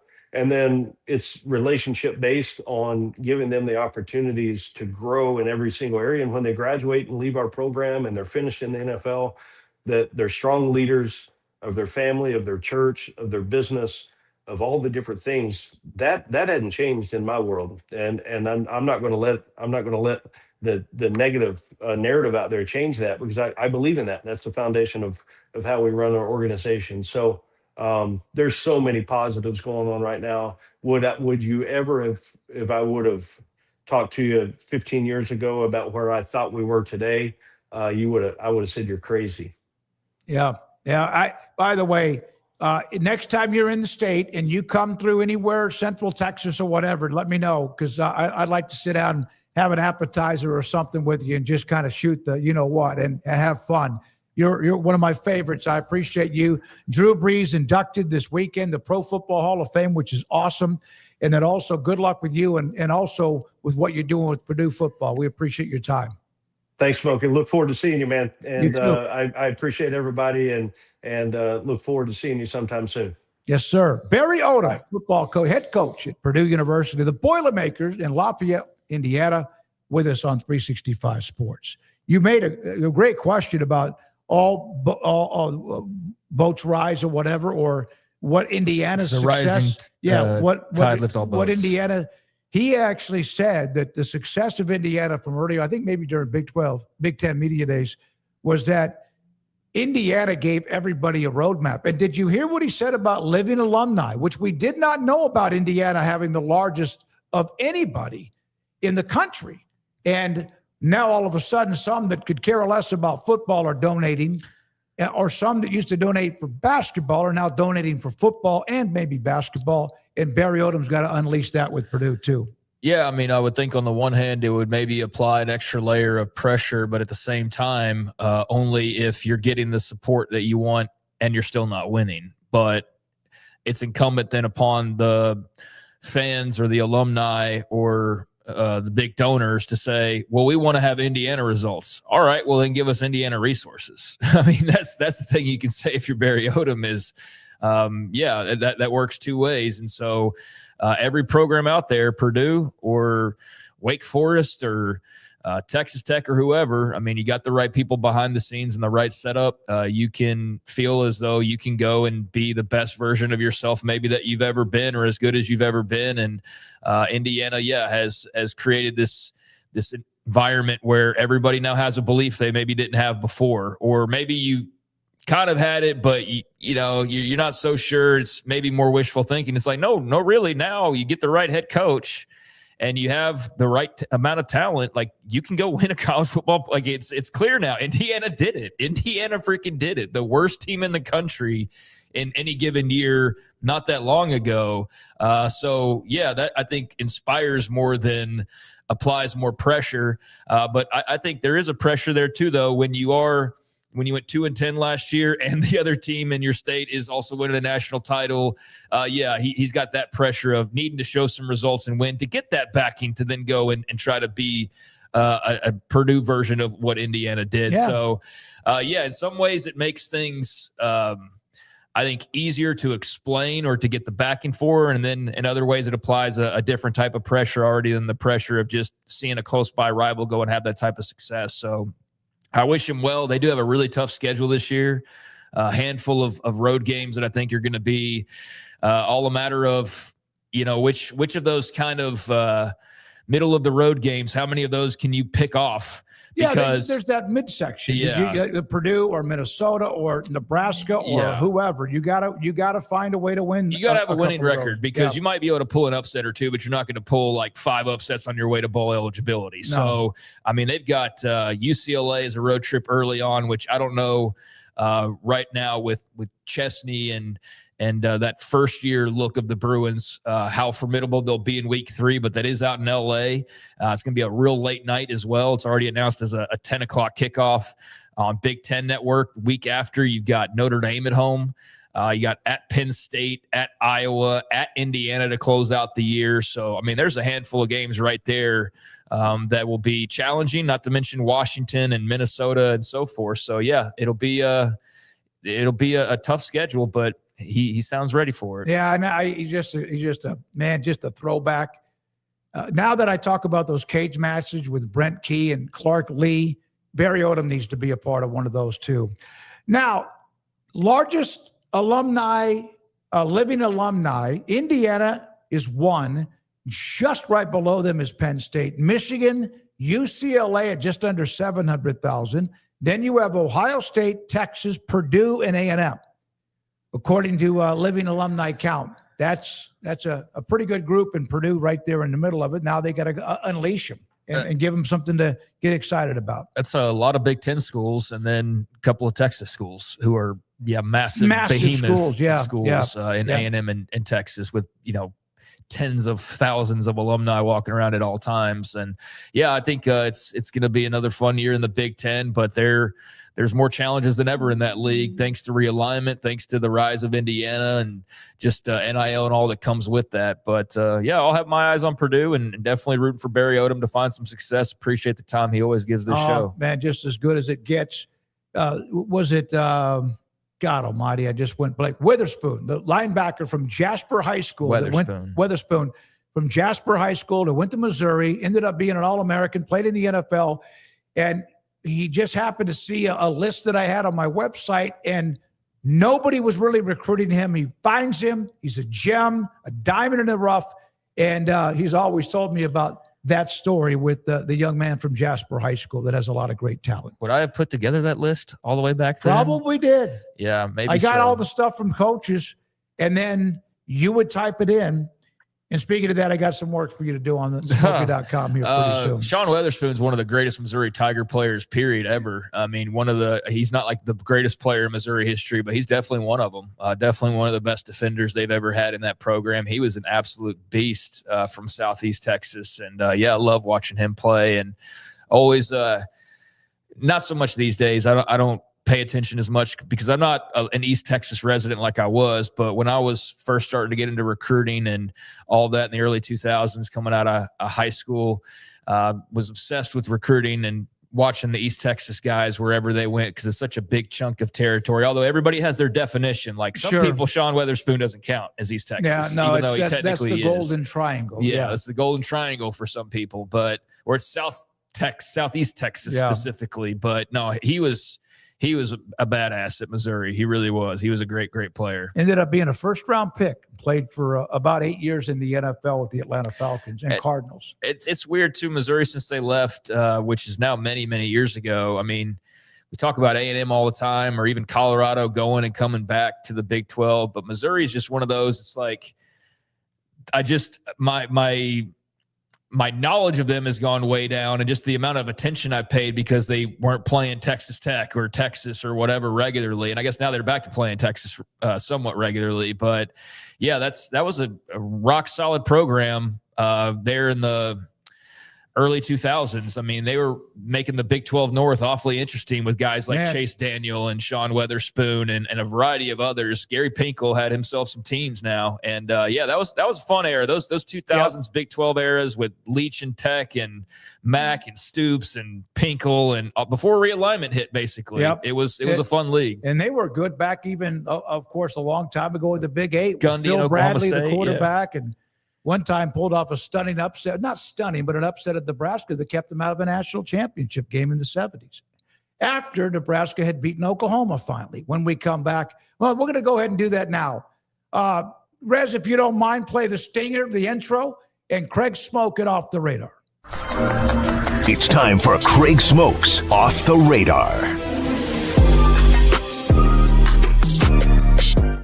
Look at some stuff outside of college football and get into a little bit of a different conversation, although sometimes it'll leak its way back into off the radar just because there's always so much going on.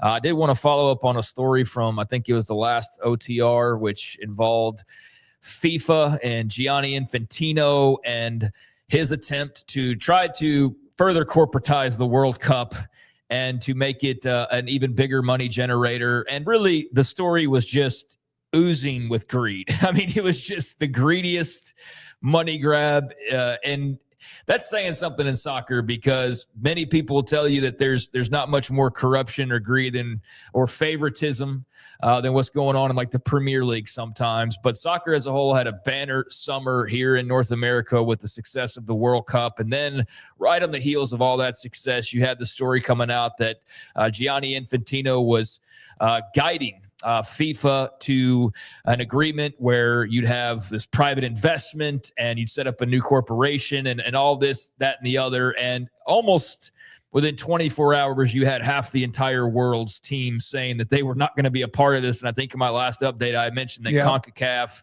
as well as the Premier League and various others had all come out and said that they were not going to be a part of this venture and they would be boycotting any said attempt to try to go the route of what Gianni Infantino was attempting to do. And as we saw the last few days, that is completely off the table. The teams won out. Now, the teams are still not completely innocent because I mentioned Premier League. You will have many people that will tell you kind of the fear of college football fans. There's all these parallels of how the favorites get treated with favoritism. That is very much the case in a place like the Premier League where a Manchester United doesn't get the same penalty as somebody lower gets, kind of like when we see the NCAA in practice over the years. But this could have turned into a real mess. I think this would have been a real bad look for soccer, and I don't know that it would have killed all the enthusiasm built up after the World Cup, but it does look like that is completely off the table now, at least for the time being,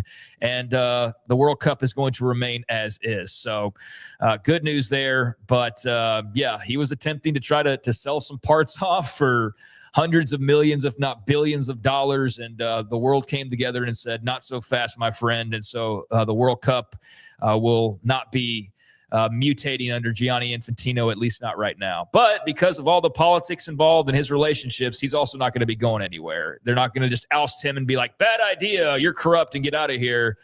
He's got a lot of sway still. They cross-checked him. I don't care how good things are, how good you think you are, you need to be cross-checked. They did, and maybe he'll realize that he needs to watch his back and what's going on with FIFA. Well, I think there's some chirping about possibly still trying to get him out of there. I just don't see, based on everything that I've read and heard, that it's really all that realistic because he is pretty powerful. He's just not powerful enough to tell the entire world that they're going to change the World Cup for his personal benefit amongst his friends as well. But that's a second time now where you've seen fans matter and backlash matter, and sometimes it feels like it doesn't matter all the time.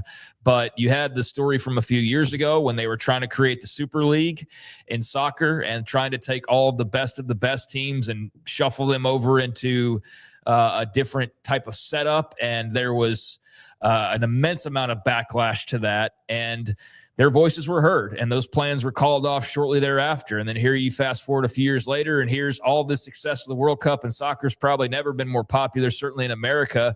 And how do you ride that momentum? You try to figure out how you can make more money off of it, and the teams rose up and said, no matter what money you're guaranteeing, this is against the spirit of it. So, hey, fighting can work sometimes. You don't just roll over for the corporation and let them do what they do because it's not going to matter. It does matter when you speak up. And so all these countries speaking up as quickly and as loudly as they did clearly made a big difference here. Meanwhile, I wanted to ask you about this story just from a broadcaster's perspective. Have you seen this Boston College announce team story that's been floating around here? I did, and I saw 2 or 3 others. I saw Brian Estridge, who does TCU Sports. He's their broadcast voice. I didn't read the story. I just saw where Boston College has changed the broadcasters, and then there was a note about because one of the coaches wanted that change. Well, it's not one of the, it's the coach, Luke Murray, who is the new coach at Boston College. Kevin Collins and Josh Maher have been calling radio games for like a decade, or calling Boston College men's basketball games for about a decade.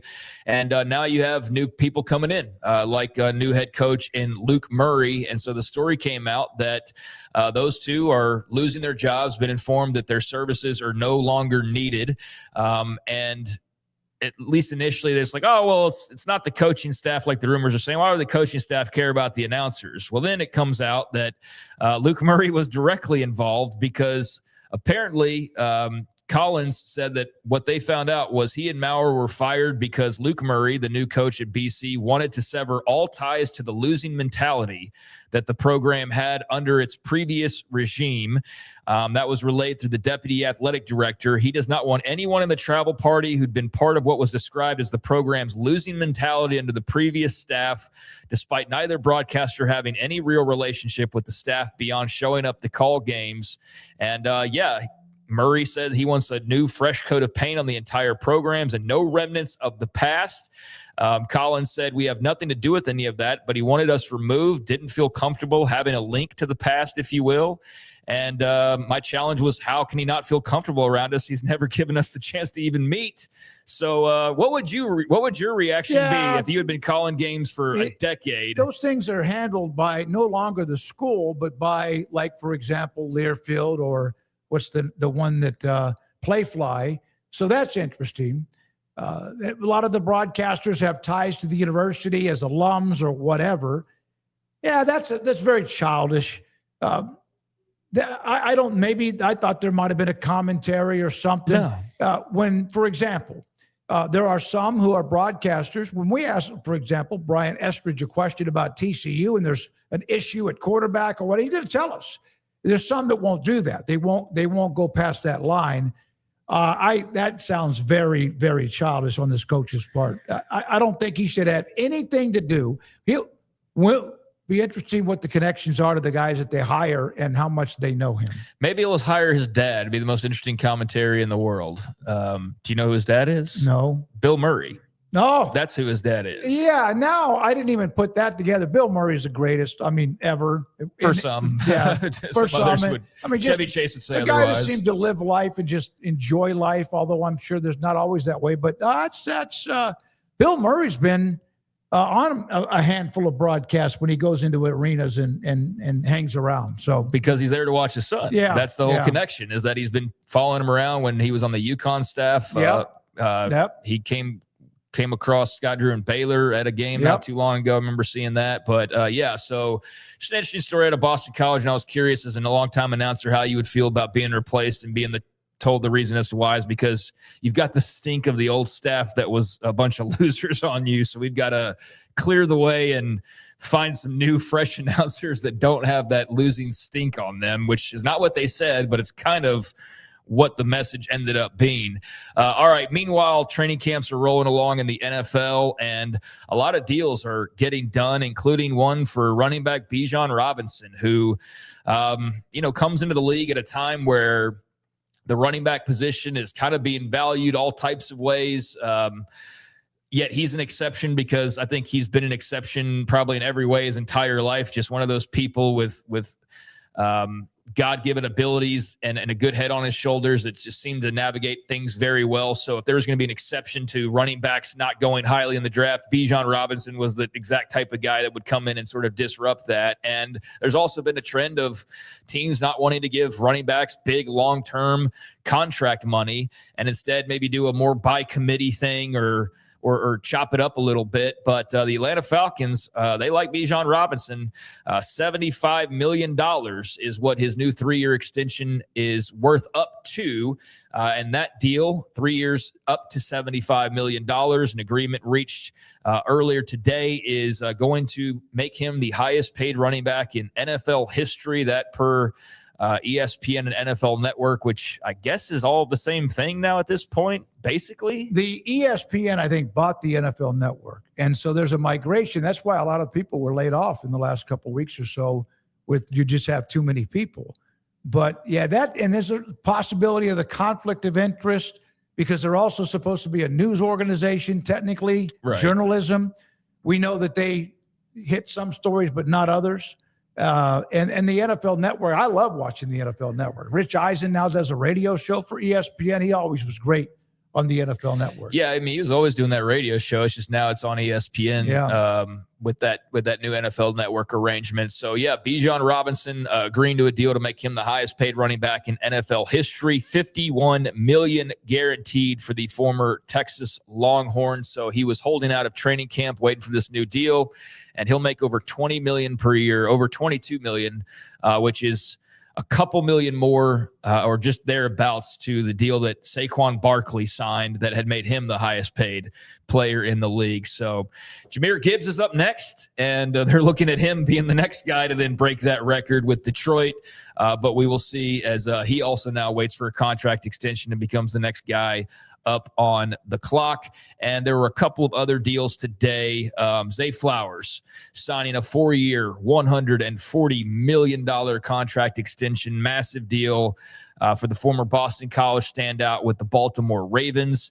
So that is getting done. And then you also had Darnell Wright, big right tackle, signing a 4-year, $116 million contract extension with the Chicago Bears. So a lot of wheeling and dealing happening here in the NFL as training camps are rolling on along. You're trying to end some holdouts, just trying to tie up some loose ends. And there's a few different things going on in that regard. Well, and another Boston College note with Flowers, hell of a player in college. I think I voted him All-American one year. You weren't alone. Yeah. You weren't alone, I don't think. But yeah, 4 years, $140 million for him. So that's pretty substantial. And I think we can leave it there. Do you have anything on Tarek Skubal signing with the Dodgers? Did you lose your mind like a lot of other baseball fans? I didn't. You know what? Why I didn't? The Dodgers have like 5 of the top 25 or 30 prospects in baseball, and they didn't give up like their top 4. Yeah. So that means to me that other franchises could have put together a package that could have beaten what actually the Dodgers gave up. Problem is his contract's He's also coming up. and LA can handle that. If they re-sign him or not, probably won't. But yeah. Well, no, the jokes are already being made. Yeah. He'll have the Ohtani deal where you make like $5 on paper, and then in 50 years you'll get $42 billion. The Bobby Bonilla type stuff. Yeah. The thing about it is with this collective bargaining and this possible labor strife or break or whatever you call it, that may not be allowed to happen anymore where you kick the money down the road. Well, people are viewing this Skubal Dodgers deal as maybe the final straw to where all the teams relent and the players eventually relent, which I don't know why the players would. They've got a freaking bonanza lottery going on right now, but there's clearly a lot of teams who just cannot spend money like the Dodgers spend money. And it's getting to the point where it's so tilted, and the Dodgers have found even the workarounds to where it's just like, this doesn't even make any sense. It's like we're not playing the same game anymore. They thought that that tax on you going over a certain number, the threshold, would maybe slow that down, but it has not. But no, they found a way. So I was just curious on what you thought about that. Some look at it as just the final straw to break the camel's back and get Major League Baseball under an agreement that will have a salary cap. That remains to be seen. But the Dodgers with the big move of the trade deadline with Skubal. So just wrapping back around to that from a couple of days ago. And there's a few things off the radar. Thank you, Craig, very much. And I don't know if you saw this note that Indiana, apparently, defensive lineman Stephen Daly is going to come back for a 5th year. I'm not sure if he was a part of the 5-on-5 or whatever. That's exactly what it is. And he's a player, and he's going to be playing for Kirk Cignetti. Let's get to John McClain. Is he ready? I know he's running a little bit, but we will have plenty for John. John McClain, Hall of Fame columnist, joins us. John, thank you very much. Bijan, 3 years, $75 million. Craig brought that up. Jahmyr Gibbs, unbelievable player. Are they resetting the narrative of running backs and how much you spend on them? First of all, Craig, I really, really like that cap, and I just wish the Astros had some more games against the Rangers, and that the series wasn't over for the season. And I would say maybe they'll meet in the playoffs, but not after the way the Astros embarrassed the Rangers over the weekend. Yeah, the running backs are back in vogue. When they did the running back by committee, it showed that your personnel department wasn't good enough to find a guy who could be the bell cow, so to speak. And they like guys who are versatile.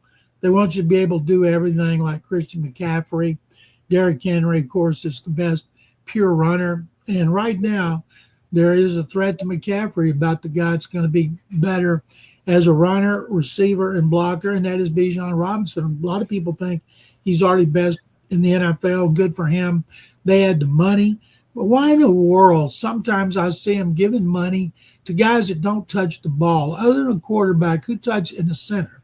Who touches the ball more if you want him to? That would be the running back. And you can help the quarterback. You can help the defense by having a good running game that will help you control the clock. So I think that's a smart move by Atlanta, but they still don't have a quarterback.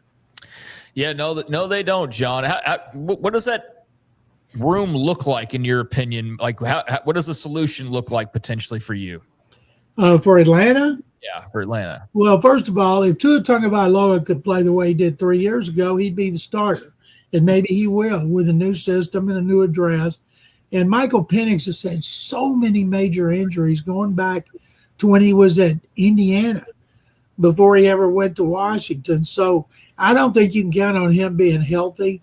They're probably going to be one of those teams going to be a disappointment, help them get a higher pick in the next draft where they can get then their quarterback of the future. The previous regime, led by Terry Fontenot, taking Michael Penix when they did, that could turn out to be one of the worst decisions in Falcons history. John, there's lots going on. NFL camps, players being signed or whatever. Is there a storyline or two? Because, I mean, there's 32 teams, but is there a storyline or two that's caught your attention the most? Well, I see now it came out that Aaron Rodgers had a tummy ache when the Texans pounded him in the playoffs and had 2 pick sixes. And I'm not exactly sure why you want to bring that out at a time like this. You got your butt kicked. Jadeveon Clowney, you guys can tell me this. Last year, Jadeveon Clowney playing only 379 snaps, 13 games, in a part-time role with the Cowboys, had 8.5 sacks.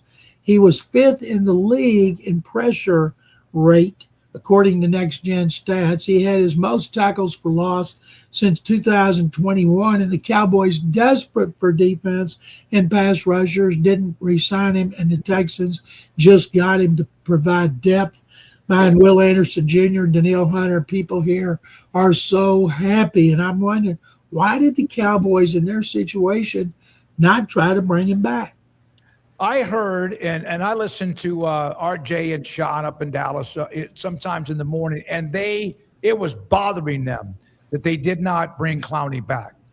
For the money it would take, for how good he was, even if you could do it again, but yeah, that bothers a lot of people, I think, that are Cowboys fans. And he's a really good run player. When he was first overall pick in 2014, he was a great run player and a good pass rusher. He's never been a great pass rusher. He's never had 10 sacks. Even when few times when he and J.J. Watt were healthy at the same time, they didn't both have double-digit sacks. That was all Watt. But at his age, 32 last year, and he had 8.5 in a part-time role, that is pretty darn impressive. And people here are so excited to get him back. And I told him today, you're going to have a little more fun playing for D'Amico Ryans than you did Bill O'Brien, who traded him in just a god-awful deal. He's had a very interesting career, John. I mean, this is year 12 in the league, so to last over a decade. Now, granted, it's been with nearly 12 teams, and I'm joking, but it's been quite a few teams. But the 1-1 pick and all the expectations that came with that, if you look back on the number one picks in history, like where does Jadeveon Clowney fall into what category? A guy who didn't live up to that hype but was still super solid? How would you sort of view that? Well, Craig, this is his 13th season, and when he came out of college as a rookie, he blew out his knee, microfracture surgery. Everybody said his career was over. He had to have 2 subsequent operations on his knee, and the people said he will never last in this league after his knee has been surgically repaired. And everybody's going like, what is microfracture surgery compared to regular surgery? But he did come back, and he has played well. He's made a lot of money, and but considering he was not a great pass rusher, the fact that he's been there averaging about 8 a year, that's not bad. The most he's been with a team's been like 2 years. He talked his way out of Cleveland by kind of insulting the coaches about doing things to help Garrett get sacks over him. But Cleveland still tried to get him. Cleveland offered more money than the Texans, and I believe that Seattle may have offered more money than the Texans, and he took less money because he lives here. His kids are here. His girlfriend, mother of the kids, is here. So it's a very short drive, and he doesn't have to pay rent. John, how will C.J. Stroud be better this year? First of all, he has played better than he did in the playoffs. I have no doubt he will. When he's been in the playoffs every year, he's been in the league. He's had 2 playoff games each year. He's 3-3. Only once is he terrible, and that was the last time at New England. I watched him today throw 2 of the best passes I've ever seen a guy throw, albeit it was in training camp, of course. But I think he'll bounce back. The biggest thing to help him would be a good running game, to finally settle on an offensive line that has been in a state of flux over the last few years because of general manager Nick Caserio, who's done a great job on defense, done a great job in a lot of positions, but not the offensive line. So it will help Stroud tremendously to have a good running game, to take some of the pressure off him, put him in more short situations instead of facing almost always second, third, and long. What's the I guess the profile on our buddy Jalen Petrie entering this upcoming season? Well, Jalen is an outstanding corner/safety who covers slot receivers. And Jalen who wore that big beehive helmet last year, and when he made a big hit against Kansas City at the end of the year, all of a sudden now that the company that puts him out is hiring him as the spokesperson. So Jalen Petrie has a great deal national. And I think it's really good because he kind of gets lost in the shuffle with their corners, Derek Stingley Jr. and Kamari Lassiter, who are the best combination in the league, and even their free safety, Caleb Bullock. Now they signed Reed Blankenship from the Eagles to play the other safety position, and then there's Jalen. But his coaches love him just like they did at Baylor. And if he can stay healthy, he is going to be a consistently great player. And of course, his teammates love him just as they did at Baylor. Yeah, that team, they were so damn good at 12-2. And I just loved watching Petrie and Terrell Bernard. There were others that were really good too, but I was always stunned at what small framed it appeared, but they they were fearless, and that he's been able to already play as long as he has in the NFL. And he's had a concussion. He's had where he's missed games, but last year he was healthy for the most part. And they had a lot of national games plus 2 in the playoffs, and he played really well. And they got 5 national games again. So I expect people are going to learn a whole lot more about Jalen Petrie. But as you just mentioned, David, the issue with him is health, because he's a safety playing at corner around the line of scrimmage. He's getting involved in a lot of traffic, and he still weighs probably about 200 pounds. Yeah, absolutely. Why did you have to bring up the Astros on this show, John? Why? I mean, it's not very nice. Good, because they kicked the Rangers' butts. And they came out of they were like on the edge of just falling back into that pit of the West, but the West is so average that you win 5 or 6 in a row, you're right back in it. Yeah. Or if the Rangers lose 6 in a row like they have, because of the Astros kickstarted that, now all of a sudden they're looking up at the Houston Astros. The Astros made one trade, Dalton Varsho, center fielder, with the Blue Jays. Now, Astros outfield is terrible. Maybe the worst hitting outfield they've had in their history. So they bring him in there. He gets a single first time up, and then they lose to the Blue Jays 3-1. They had won 11 of 12 to take the lead, but any team can get hot. Seattle, Texas, Astros. In this division, it's going to go right down to the wire. Yeah, and you wonder, like, the winning team or like 85 to 90 wins might be enough, because that means you're 18 or so games above 500. Last question for me, Mike McCarthy. You mentioned Aaron Rodgers. That's his team. Mike McCarthy back. He's been Green Bay. He was with Dallas. He was pretty good in Dallas, but just never good enough. What are your thoughts about what he can do there with the Steelers? He is always such a Pittsburgh guy. He has always loved Pittsburgh. Doesn't matter how many years he was coaching in Green Bay or how many 12-win seasons he had with the Cowboys. This is the perfect match for a head coach in a city. Now, it doesn't mean they're going to be good. You know, they're coming off the division title because Joe Burrow was hurt. Lamar Jackson was hurt. It's a tough division. They may not make the playoffs. Aaron Rodgers, who I kind of was like, okay, he's going to go out last season. He's going to get a lot of nice things said and written about him. Then he goes on Pat McAfee and just trashes everybody, including ESPN, which the show ran on. Yep. So I think he's going to be fun in his last year. But McCarthy may cringe at that. But, man, he has got to be one happy SOB to get to go back to where he grew up in his beloved Pittsburgh. Yep, you're right. He went off. I saw part of it. Craig, did you see some of the interview with Aaron Rodgers? Say that again. Did you see some of the interview with Aaron? I saw I don't care about Aaron Rodgers at this point. He kind of bores me, but after the beating he took with a lot of people, I could see him unleashing and now just go play football and not shut up and play football, but I could see some of the frustration. Shut up and play football. By the way, speaking of Pittsburgh, I was honored this past Saturday. I had to miss training camp because Kenny Houston, the greatest strong safety in NFL history, celebrated the 40th anniversary of his Hall of Fame induction. His health's not good. He's not going to be able to go to Canton. He went every year to Canton except when he was in a hospital with cancer, which he beat. So there were Hall of Famers. There were about 15 Oiler teammates. Took over a golf club called Oakhurst Golf Club. Everybody wore their Hall of Fame jackets, and I was the MC. And you talk about a great event for Kenny Houston and Mean Joe Green, his brother-in-law, and the greatest defensive tackle in history, of course. He got up and spoke so long, his wife had to say, Joe, time out. Sit down. I wasn't going to tell him that. Nobody was going to tell Mean Joe Green to sit down other than Charlotte Green. And she did, and he would. He did, and he did. John, thank you, buddy. Appreciate your time. Love the Hall of Fame hat you wear. Guys, thank you very much. Craig, keep that on forever.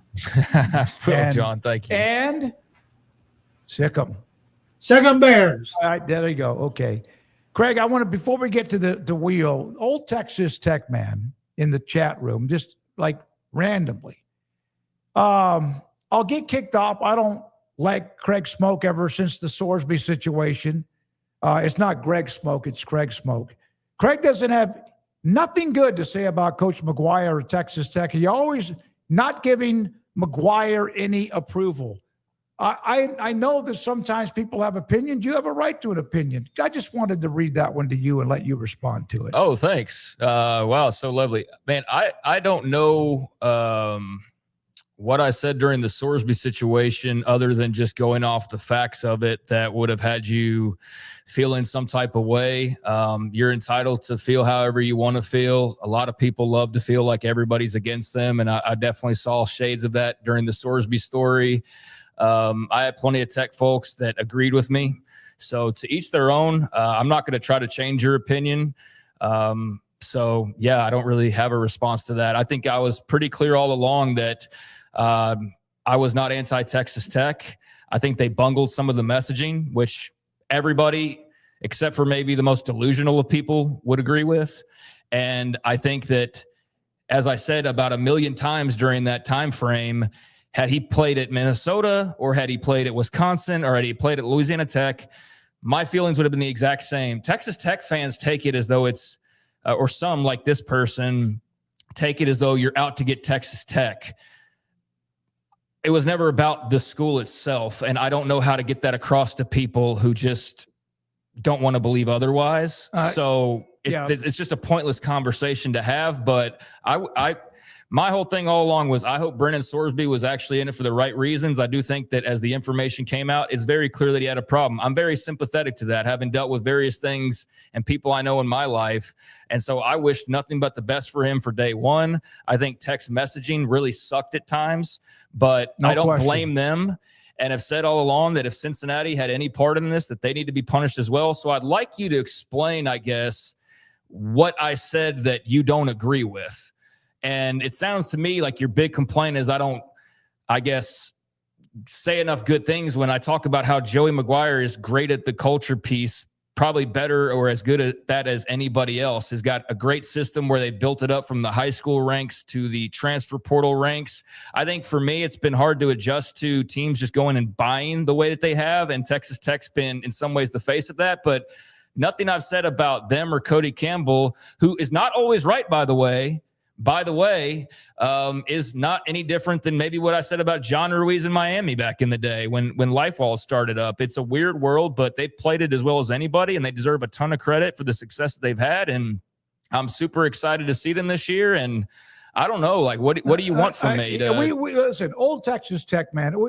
We have a live chat room because we want to hear from you. But it does seem like for some reason, just randomly, you just get pissed off at something. This is you and Craig.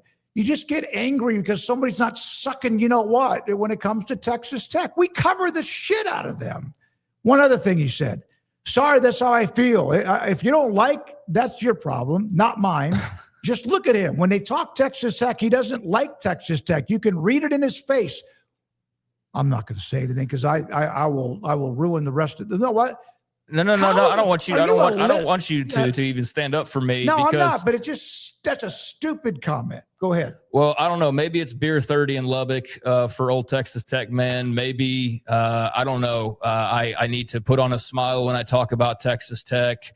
I don't sugarcoat things, and I don't think it's my problem, actually, Old Texas Tech man, that I don't agree with it. It's your problem, not mine. No, it's not my problem, because I won't think about this 5 minutes after this show ends, and I don't care if you have these thoughts or not. You're totally entitled and free to them, but it's not going to be any sweat off my back that you feel that way. Nothing changes in my life, one single iota, with your opinions that are stated. So I'm glad to hear them. I'm glad to know where you stand. And I guess we'll just agree to disagree. Yeah. There's a few people in the chat responding to Old Man Texas Tech who we've had back and forth with before. Okay. Let's spin the wheel. Rez, by the way, great job today running many things and trying to juggle all you do. And you did. Let's spin the wheel.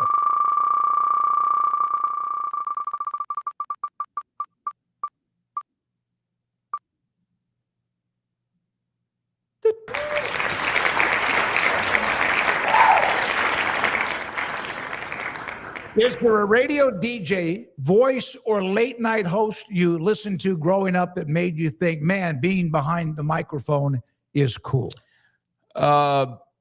not lately and not for a long time now, but back in the day, Howard Stern, which has not aged very well. Some of the stuff from back then that seemed cool in the 90s or early 2000s, a lot of it does not age well. But at the time, it was very renegade and cutting edge. And yeah, some of it you look back on and it's very cringy, but there was also just a lot of funny moments. So he made it seem like it was cool to be a radio DJ. And just play music and interview interesting people and do all that jazz. Now I've tried to listen again in recent years, and it's not the same as it was for, I guess, a variety of reasons probably, but him and then just the random countdown guys like Casey Kasem or Rick Dees. I think just hearing those, what's the guy, Spider Harrison, I think I don't even know who that is. I heard the other names, but not that one. Spider Harrison is another long time kind of countdown type of voice. And I think that, those guys always made me think, oh, that'd be pretty cool. That'd be fun to do. Just count down songs and make money off of your voice. So don't have voices like them. Unfortunately, couldn't do that. My dream instead was just to bash Texas Tech and to piss off Tech fans. So here I am living my dream. Remember Delilah? Yeah, she was great too. She was great. And I just, because she was kind of a, I don't know, a counselor or just someone you could talk to. And I always thought she handled things. Wolfman Jack, back in the day, of course, he had a very unique voice. But I'm nobody in particular. Just Rush Limbaugh or Rush. Bob Costas or something. I worked at a radio station when Rush was like in his peak and trying to think. I'm not a political radio guy, but the station that you were on, which I would hear growing up, I mean, they had obviously all politics. Oh, my so God, it was always Rush, or eventually you had your others that filled out like your Hannitys, I guess, and Glenn people like Beck, that. yeah. And now that's all AM radio basically is political talk or sports talk. I think it's one or the other, a little bit of news in between. But yeah, there's a lot of people. Radio is not what it once was, that's for sure, as we sit here on YouTube. So there were still some voices though that stick with me and made it seem like a really cool job. Yep. And here we are, but it's now podcasting, which is kind of a streaming radio, streaming video, TV, cable, all you want to be as you want. All right. Thank you very much, Andrew, with the wheel. Have I ever talked about how much I enjoyed when I lived out in Lubbock? Have I mentioned that? I don't know, 1,000 times or so. And I don't know that comment. I'm trying to figure out what I could do better, maybe to put a smile on my face when I talk. Everybody, like almost everybody that's in the live chat, they love the Dragon.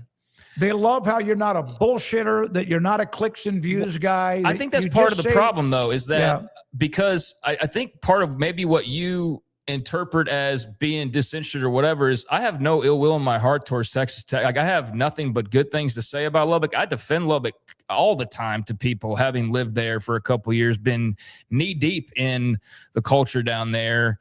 And my sister's a Texas Tech grad.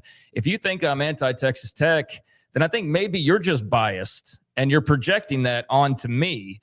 But I can see where there are times where maybe I don't sound like I'm all enthusiastic because I'm not trying to kiss everybody's ass. And it's like, how many times can we say they're good? Like, how many different ways can we talk about how they're going to win the Big 12? So sometimes maybe on a random day, there's a day where it's like, okay, we're talking again about how talented they are because we've talked it to death. But beyond that, I just think you're totally off base. And I know you don't sound like the type of person to look in the mirror and really judge yourself in any way, but hopefully there's a moment of clarity for you to realize that not everybody's out to get you and your favorites. I used to have people when I was at radio that would like, I can't stand your show. And then they listened, they knew everything I ever said or what we said or what we cut.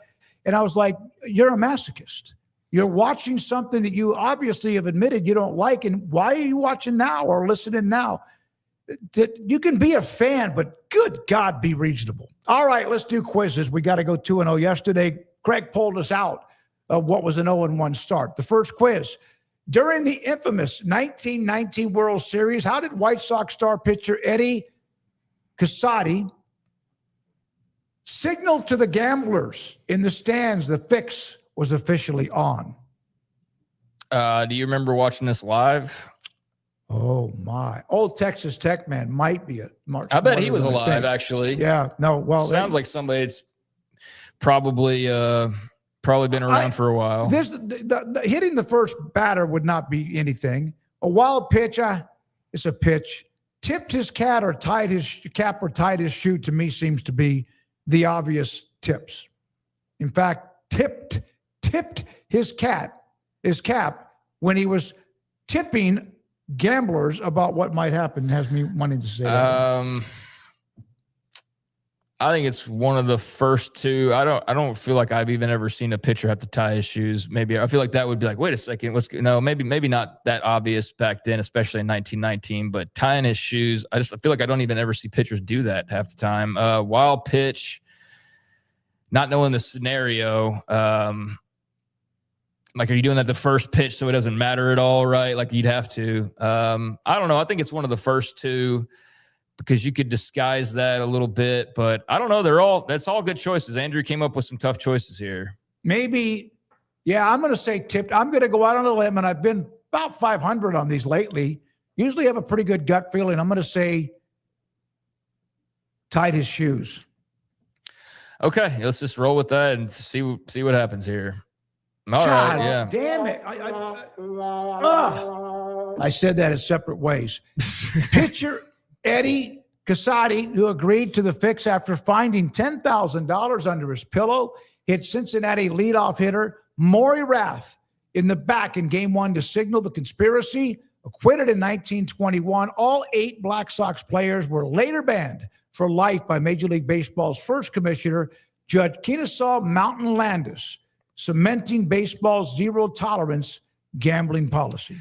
Yeah, I mean, that's a smart way to do it. I mean, finding 10,000 under the pillow is like the greatest tooth fairy ever. Yeah, that's a way of doing things back then. And yeah, I've read a little bit about the Black Sox. They had cool names back then, though. Kennesaw Mountain Landis. That is, you would not find many people named that nowadays. I wonder if he was a big man. He just sounds like you got to be a big man. Mountain Landis. Why would you have that nickname? Shoeless Joe Jackson, a Hall of Fame type talent. Here we go. So we're 0-1. We've got to figure out a 1-1. We are just starting. Say zero tolerance gambling policy. Okay, yeah. Don't say it. Please don't go there. Released in theaters on this day in 2006, Talladega Nights with Will Ferrell as NASCAR's Ricky Bobby. This is such a great movie. Which household brand serves as his main car sponsor? Ricky, oh gosh, what is it? I think it's Wonder Bread, but I don't know. I know Talladega Nights is a classic, but I've seen it like one time maybe. I started losing track of all the Will Ferrell sports movies, and I know that one stands above a lot of the rest, but this specifically, I'm trying to think in my head, and I think it's Wonder Bread, but I don't know. I'm getting answers from Old Spice initially, then Wonder Bread a couple of different times. I think it's Wonder Bread. I think it is. I would not bet my next paycheck on it, but I like that better than the other ones. If we go 0-2 today, we invite old Texas Tech man to co-host the show with us. I mean, he can hit me straight up on Twitter. We can talk about it at Craig Smoak. Yep. All right, let's say Wonder Bread. Craig, C-R-A-I-G. Not Greg, but Craig. Wonder Bread. Damn, we that's great. There we go. After attending races, filming Elf, Farrell and McKay pitched Talladega Nights to Sony. NASCAR provided Real Tracks driver training, sponsor access. Ricky Bobby's iconic number 26 car featured Wonder Bread logos, even though Wonder Bread didn't pay a dime. How about that? The film generated more than $4 million in free brand exposure. I've always been the Mrs. Baird's bread. Wonder Bread's okay, but there's the answer. We found a way to go 1-1. Just good enough to be average. Let's look at the poll results from Andrew Valade. Realistically, how many teams entering 2026 are true national title contenders in college football? Craig, 69%. Dominant. Yeah, there's no way it's more than that. 69% said between 5 and 10 teams.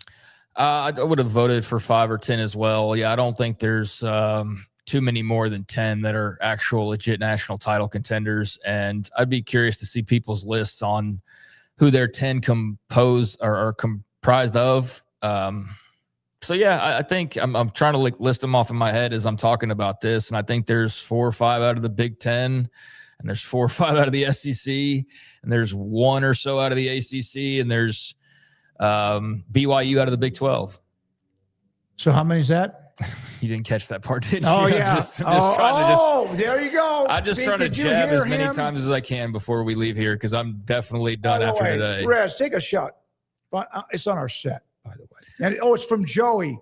You guys are great. You're the best, Joey McGuire. No, we've already I've gone against how I normally would behave just because I've found it fun to poke, but I don't like how much time I've already spent on this. I know, but we're having fun with it. It's 5 to 10. That's what I would answer as well. I do think there's maybe 11 if you're pushing it, but 15, no, I don't see 15. So 5 to 10 is the sweet spot for sure. All right. Yeah, there you go. I don't think it's more than that.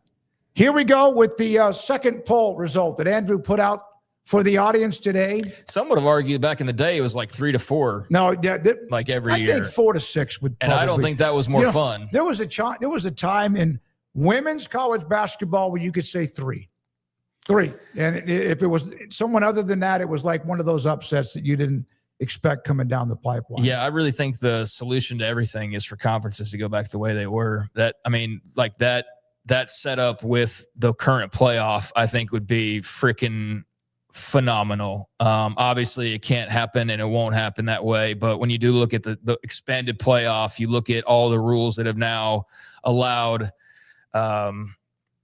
various teams to be different versions of themselves, like in Indiana, for example, then it does create a bigger grouping of schools that would be fun to see them geographically separated like they used to be in a 12-team playoff. So got a lot of elements that would work well together, but just the timing wasn't right for that. But I do like having a year where it's, okay, there's 7 teams that could theoretically win a national title versus, all right, it's Alabama, it's Clemson, and it's maybe Georgia. And that's it. For years on end, it seemed like there was only 3 or 4 maybe. So I do like that part of it, that more teams seem to be involved and seem to be invested. All right, let's go to the final of the poll results with Andrew Valade puts them out. That's it? We didn't read the question. Oh, I thought we just did. The Arkansas schedule? Oh, okay. The Arkansas schedule, yeah.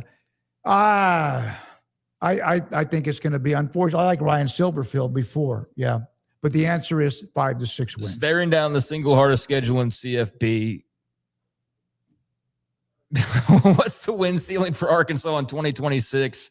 I would say 5 to 6 is where I am as well. They got a lot of question marks, and I think Ryan Silverfield's done a good job of coming out of the gates kind of swinging, but you got to have results early on.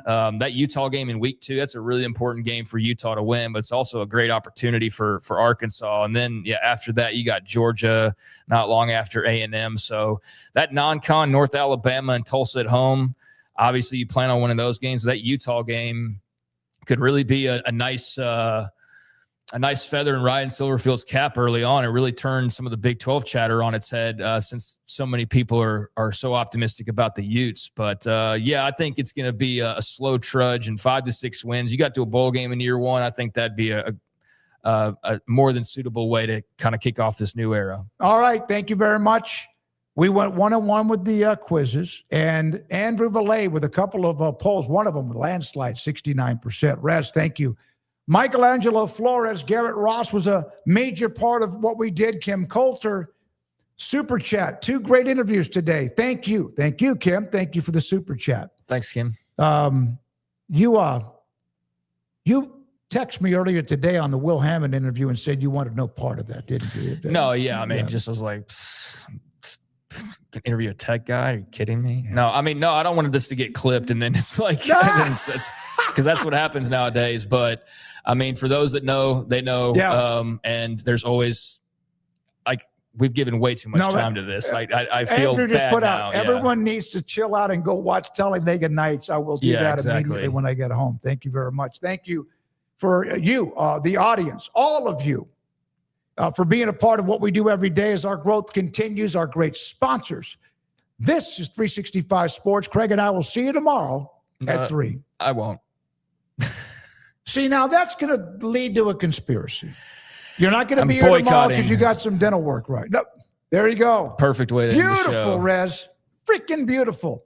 Well, I'll see you tomorrow at 3 because Craig will be suspended. Thank you very much for watching the show and have a great night. It's the summer event at Allen Samuels in Waco. Check out the new 2026 Jeep Gladiator Mojave. Your choice is 0% for 36 months or save $10,000. Take off the top. Hit the road. Allen Samuels Jeep.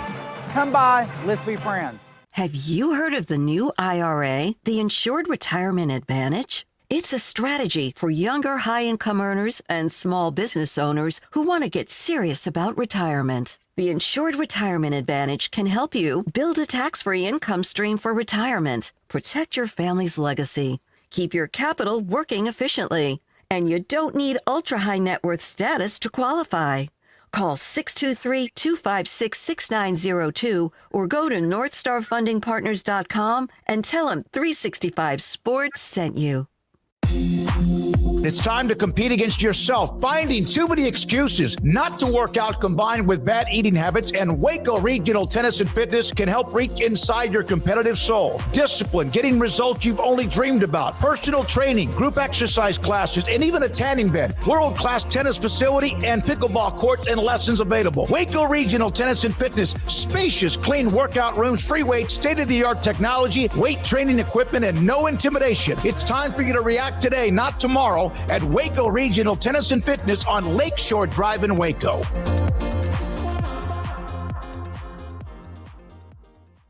Hi, I'm Dana Hassel, President and CEO of American Bank. Waco is a great place for business, and for more than 70 years, American Bank has been the bank for business. We continue to invest in our growing community with state-of-the-art branches conveniently located to serve you within minutes. Our experienced bankers, lenders, and decision makers work directly with business owners like you every day, providing tailored solutions, timely answers, and local insights, face-to-face. Schedule a meeting with one of our bankers today and find out what makes American Bank the bank for your business.